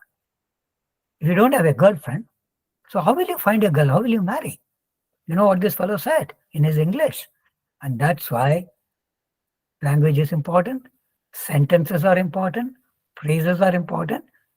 This fellow told the American family, no, India, different system, different culture. In India, I don't look for a girl. No. All done by parents. So what happens is, I have a sister. So first, I will marry my sister, then my mother will marry me. समझ गए ना? उसको बोलना था मैं मेरी बहन की शादी कराऊंगा, बाद में मेरी माँ मेरी शादी कराई. But because his English teacher was not good in India, this fellow went and told them. Next day, the whole family went to a psychiatrist. So that's it. So send me an email. Thank you. Sir, there is one question. There is a participant who wants to turn on his video, but he can't due to network issue. So he has Okay. written his question in the chat box. Shall I Okay. read it out for him? Sure. Sure, please. His name is Prajna. He's teaching in a government school and he's an English teacher. He finds difficulty to teach the students English. His question is how to create a liking for the English language and remove the fear of English from their mind. Okay.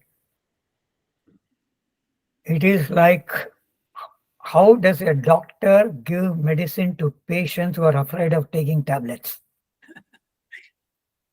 Is it? If your students are, what is this name, you said? Prajna.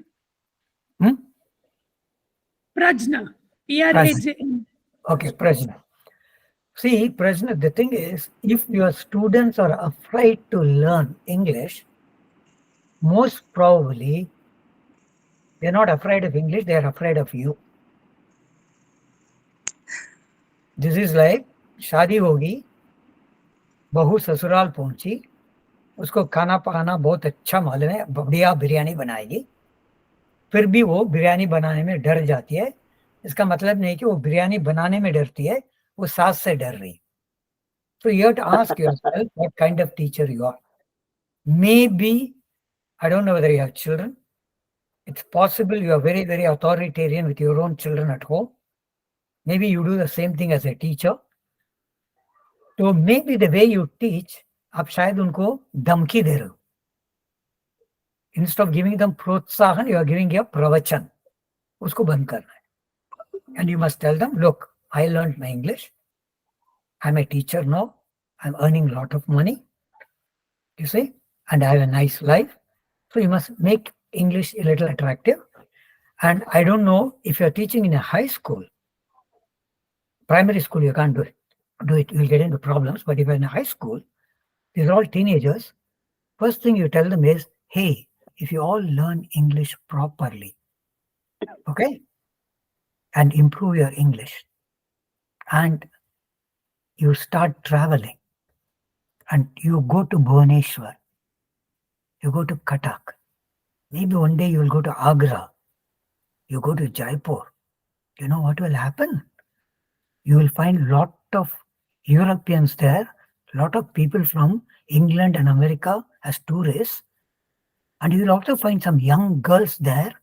If you go and speak to them in English, you will get an American girlfriend, and see what happens.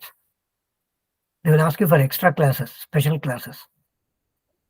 You see? So this is a question which needs, again, a longer answer, but send me an email, I'll send you some suggestions. And when I come to Odisha, I hope I'm able to come to your school, let me talk to your students and find out, and then we'll solve the problem. Don't worry. Okay? Thank you.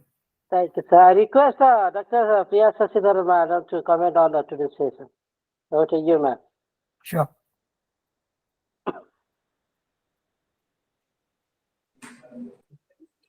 Sir, it was wonderful joining the session, and I could again coordinate with all the dignitaries of this field. It was interesting to listen from them, from Mahendra sir, from Anand sir, and also Ganeshan sir. When Ganeshan sir is there, as soon as he sent, I joined us. I'm at college actually. So next I have a class, but these issues actually, I think it is psychological aspects. These questions were all dealing with the psychological fear of English learning, and students can understand that this is a non-native language. So it is natural, as you were telling. So with some, and with ICT, I think we can develop, and teachers should go for the psychological base of understanding this. If we can give a combination of these two, every class would be interesting, I believe. Yeah. See, I And agree with you. part all. Yeah, continue. Sorry, continue. No, I'm saying theoretically everyone gives various, but as you said, the doctor has to identify which medicine would work on the patient better. And so if from the psychological aspect, teacher should be tuned, and from ICT to how to apply, and if both will go together, every class will be next level. We can surely take them, but there will be challenges, and that's why ESM is there to provide the upgrade with the challenges and to find out solutions. We can work towards it. That's correct. I agree with you, because see, we always talk about the psychology. We talk of learning, psychology of the learners, but we are talking about the Barriers. psychology of the teachers. And and even in the B.Ed course and all, they should talk more about the psychology of the teacher. We talk of child psychology in the B.Ed, but the child psychology learned in American, British books, it won't help with the Indian children. Indian children both chalu hote hain. You'll have to deal with them in a different way. If you don't believe me, ask Subran, she will tell you how he was behaving in his classroom, how he handled all the teachers successfully. You see? So it's a question of the fear of the teacher. So you're transferring your fear to them, maybe. It's possible. So we'll have to go a little deeper into the issue and then see what it is. You're absolutely right. This is, it's very... Point was also good when you gave the advice to the teacher that you might be threatening the students. Even if may not be threatening, the fear of exam might be shown in a different approach. So once we have to get it, but the time frame is also difficult for teachers. Teachers has to cover the course. These all challenges are also remaining. Yes. And then one more problem we have is, see, let's be honest, language is not taken seriously in India. Okay? The pressure is learn mathematics, physics, chemistry. So even from parents, most probably there's a pressure. He should do his maths, physics, chemistry well so that he can become an engineer one day, or do his, biology well so that he can become a doctor. They don't understand language is the medium for every knowledge. And many of the subject teachers, their own English is very bad.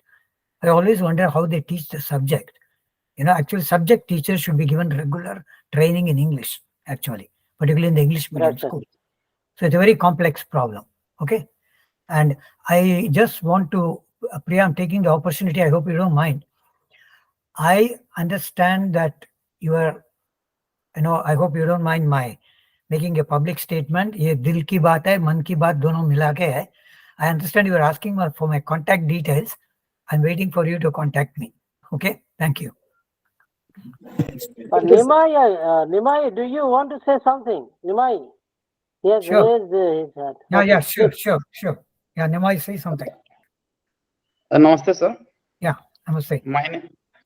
My name is Nimai, and as you told that correct English, standard English is very much important for us, but we have been misguided by many sources of internet. So could you please explain what is the correct way to learn correct English? Okay. My simple answer will be, first of all, you have to also learn how to use the internet. See, now what is happening is, internet, people think it may not be useful. There are a lot of nonsense going on internet. That's true. Lot of nonsense on social media.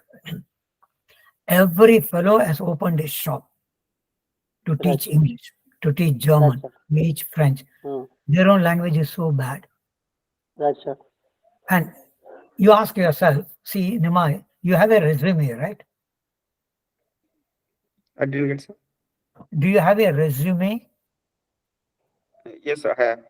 You have a resume, fine. Now, tell me I'm wrong. When you wanted to make the resume, you went to the internet, you pulled out some stupid template from there, you filled in all the details and felt very happy and proud. You have a resume. Is that correct? Absolutely correct, sir. You are correct. See, I can become a Jyotishi.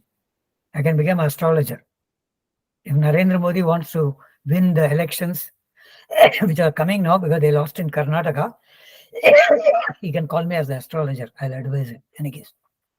See, that is where the problem starts. Because everybody is trying to sell something. This is like in a sabji market. Sab sadawa maal.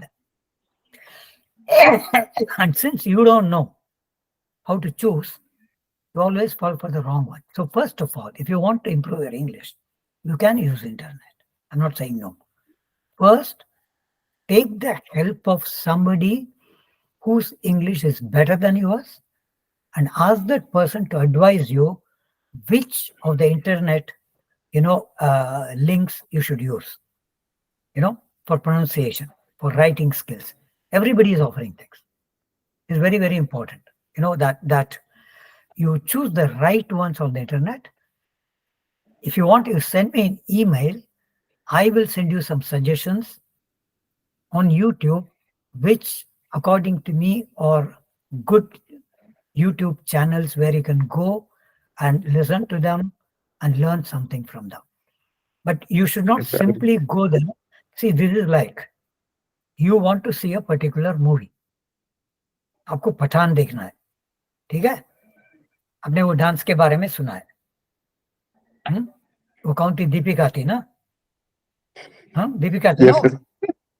Yes, sir. आपको दीपिका को देखना है, वो dance देखना है आपको, तो आप क्या करेंगे? किसी भी थिएटर में घुस जाएंगे आप।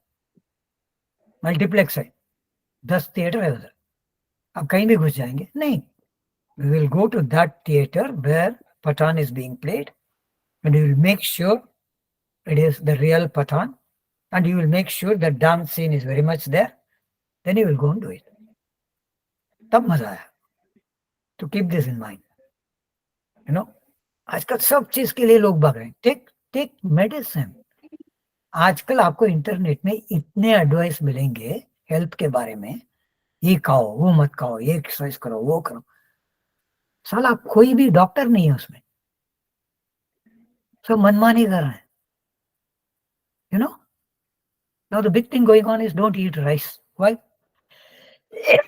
What is wrong if I eat rice?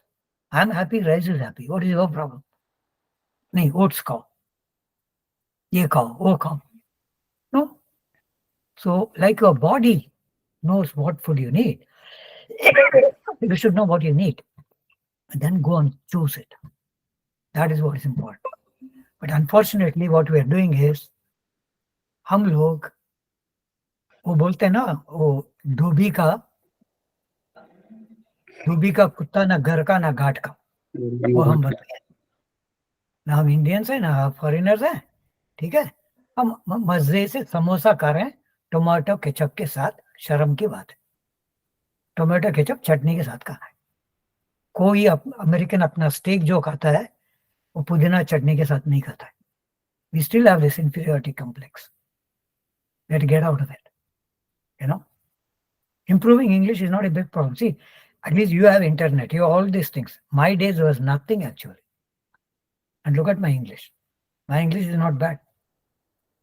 मेहनत करना चाहिए अपने को. But आजकल क्या है, सब कुछ शॉर्टकट है. They will teach you in 2 hours swimming course. आप 2 घंटे में स्विमिंग कोर्स कर लोगे, जाके कूद जाओगे स्विमिंग पूल में, क्या होगा? राम नाम सत्य होगा बस. So think about it. Send me an email. I'll send you some session. Thank you. Yes, sir. Thank you. Yes, sir. Thank you. Thank you very much. Last comment from T.S. Lawrence, sir. Yeah, Lawrence G. Yes, sir.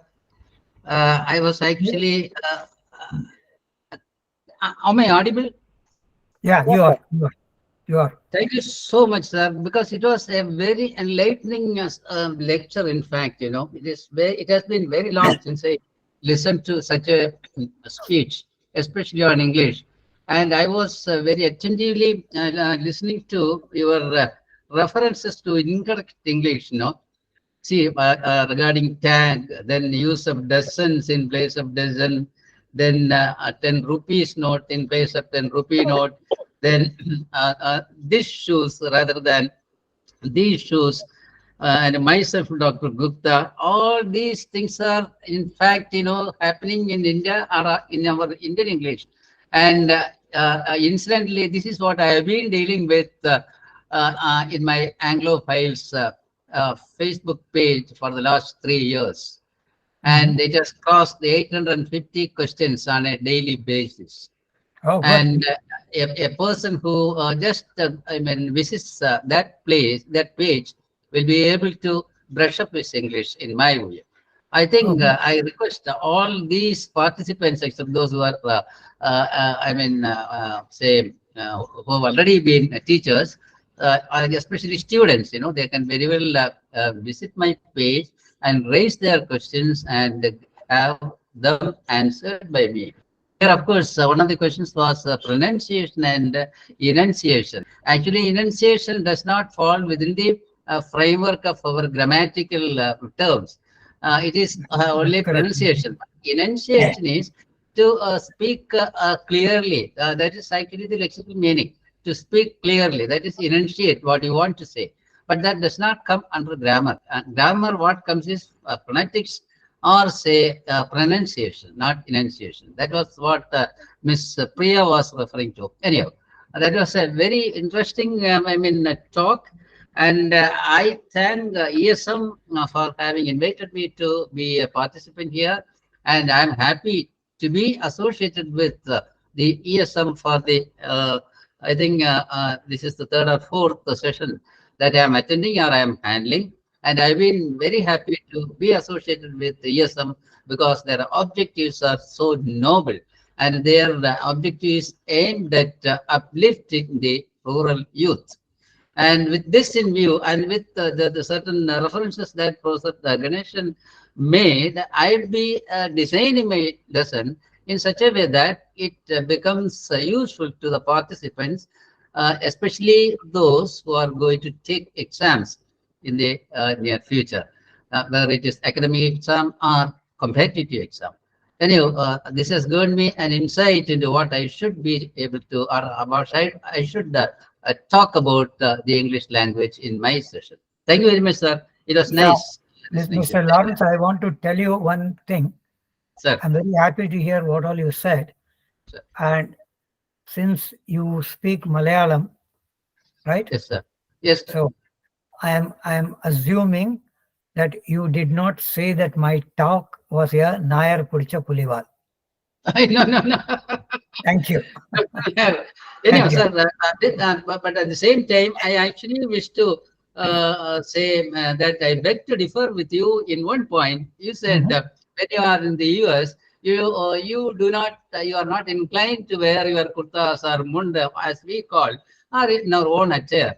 Actually, I am reminded of the saying, "Be a Roman when in Rome." So, is there any, say, impropriety in wearing the dress that they wear when we go to the US or the UK? No, I'll give you a simple answer on that.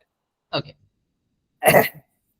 See, what I'm saying is, wherever you are, you should not feel ashamed about your culture. Okay? Now, these classical sentences, they can be interpreted in a different way today. Like you have this saying, where there's a will, there's a way.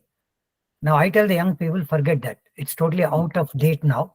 What they need today's generation is, where there is a way, there should be a will. Now, you see, be as a Roman when you're in Rome, fine. My question is very simple. We are talking of globalization. We are talking of multinational companies. Okay, fine. Yeah. Now, how many Germans, French, Americans who come to India, I'm not talking about corporate companies, who come even to do social surveys, they are involved in arts, whatever it is. How many of them change over to a mundu in India? Unless there is a party he wants to show that he likes Indian culture, he will come in that. Now take our colleges. What is this stupid ethnic day?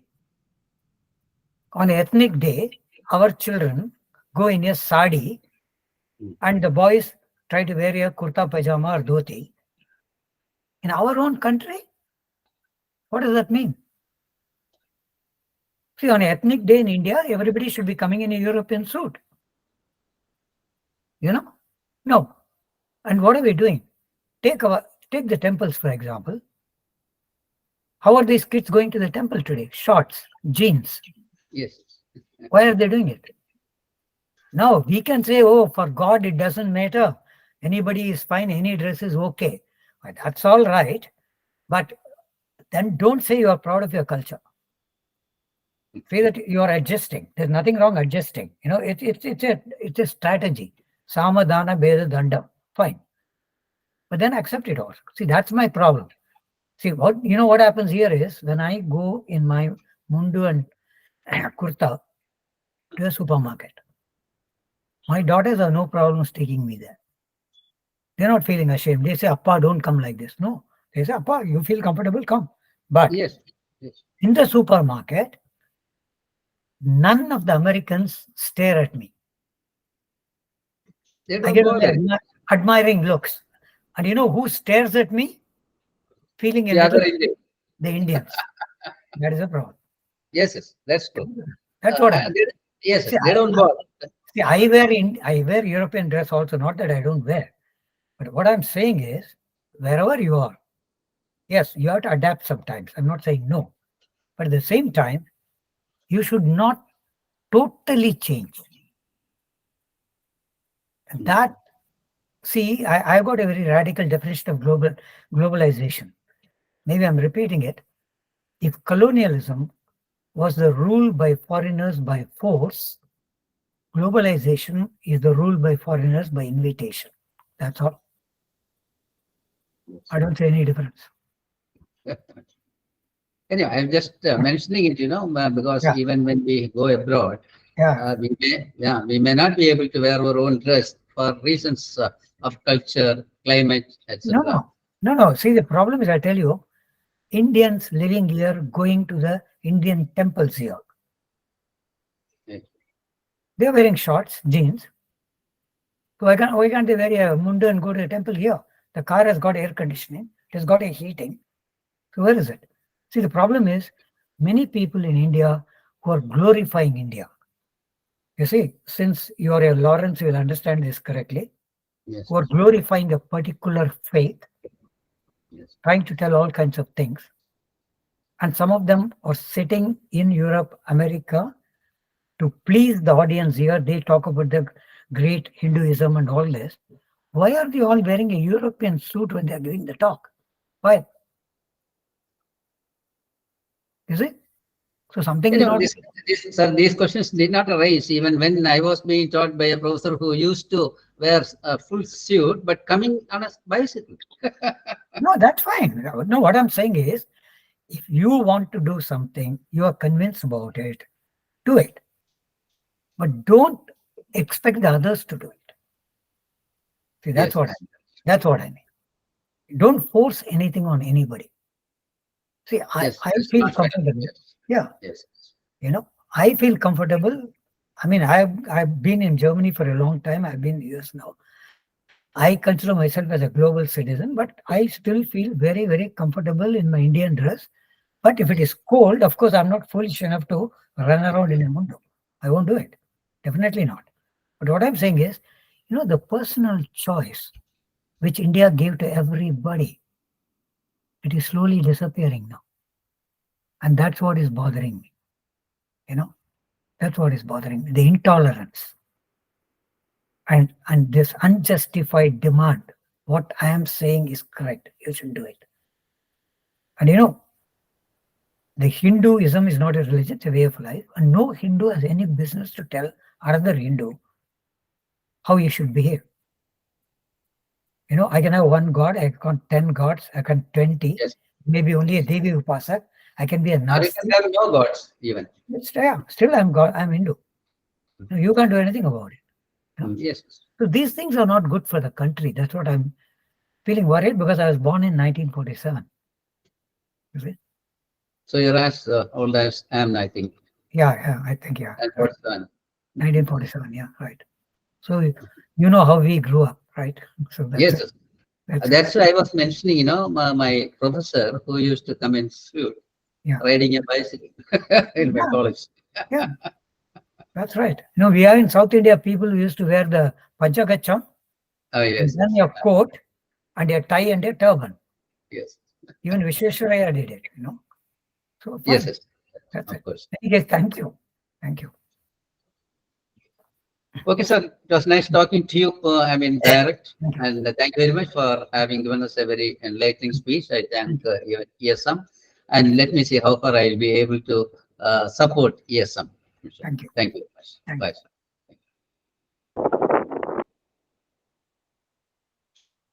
So, any other question? I don't think we have any other questions, sir. It's time for giving vote of thanks.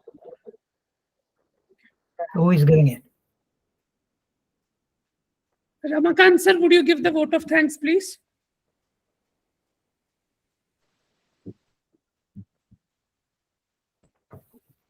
Sure. Hello. Is it audible? Yes, yes. Yeah. Yes, you are. Yeah. All right. Let me on my video. Yeah, sure. Actually, I was sitting in the library, so I had to come out from there. All right. Okay. First of all, I would like to thank Professor V. Ganeshan for accepting our invitation to be the research person of today's session. It was really a very learning session for all of us, all the ESM members. We always grateful for your support and your contribution toward this organization. And English support mission is becoming bigger and bigger, and your part play a very important role in it. And I would also like to thank today's chief guest, keynote speaker, Professor Dr. Mahendra Kumar Mishra sir. Thank you so much for joining us today. Despite of a very quick invitation, you joined us and enlightened us with your words. Thank you so much for doing that. And we would like to have you in our organization to support, to guide us for the journey. And I would also like to thank Professor Anand Mahanan sir for his constant support and guidance throughout our journey. He always been there for us. Anytime we can reach out to him and ask him for any help, and he is very happy to help us anytime. So thank you so much, Anand Manan sir, for your support and guidance. T.H. Lawrence sir, um, uh, we are so happy and we are grateful for your support and guidance to our English support mission. And we always, I personally follows your Anglophile on Facebook, and I always learn new thing in every day. So thank you so much for doing that, and we hope you will also continue doing that, and it will also benefit our students from English support mission. And we hope to see you speaking for us in this seminar series in near future. So thank you so much for joining us today also. Thank you, Panchanan Durya, founder English Support Mission, for bringing this summer seminar series for all the English Support Mission coordinators, members, as well as students. This was very needed, and we are actually very happy and grateful for this session. And you are doing this for all of us. So thank you so very much. This session was really great, and we hope that other session that has to come will also benefit in the same way that today's session has impacted on us. And equally to the co-founder Lingira present, thank you so much for your all the effort that you put to organize this event and to arrange all the session in coming days. We would like to get all support from you and to lead this team further. Thank you so much, Subhranshu, for your beautiful moderation of this session. It was really engaging, and your effort and your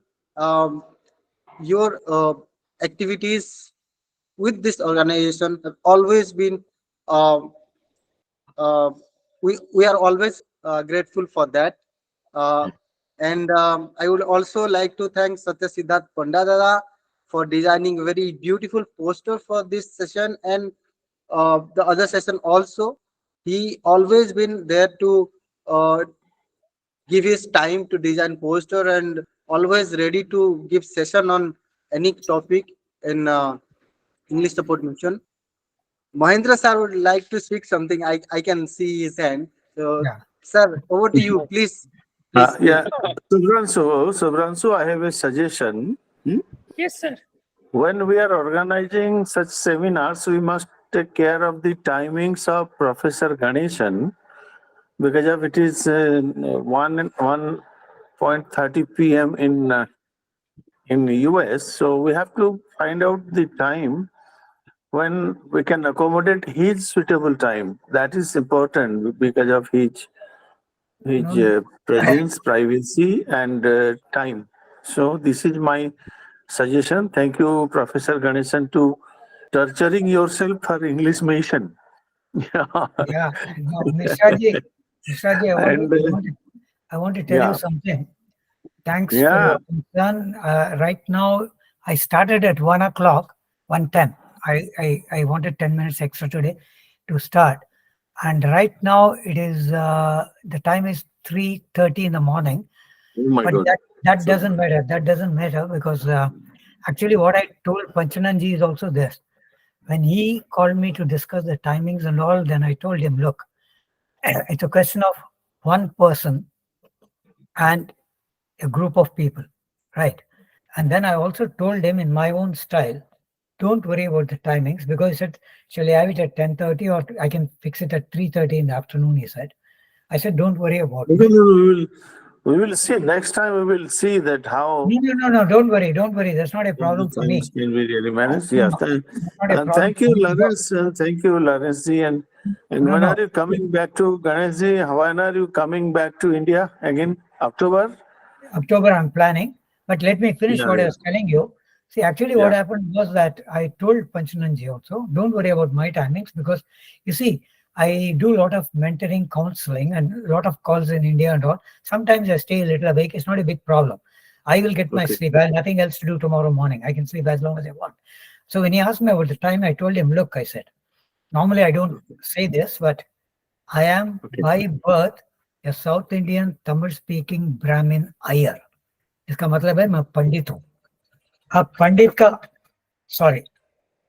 ऐसा होता है ना, जब किसी को शादी कराना है, जिस घर में वो लोग मुहूर्त फिक्स करेंगे और पंडित को बुलाएंगे, पंडित आ जाएगा, खत्म, है ना? I understand. But it's very nice of you. Thank you. Yeah, many thanks. Thank you, sir, for your. Thank you. Really hats up to you for your dedication, your commitment. Even mid at night, you are ready to take session for us. So it is a big thing for us. We always grateful for you. Also ask Professor Lawrence sometime to speak about his thoughts. He should be speaker for one session. He will conduct a session, sir. He will conduct a session very soon. You did not call me that day, I think. Okay, then no problem.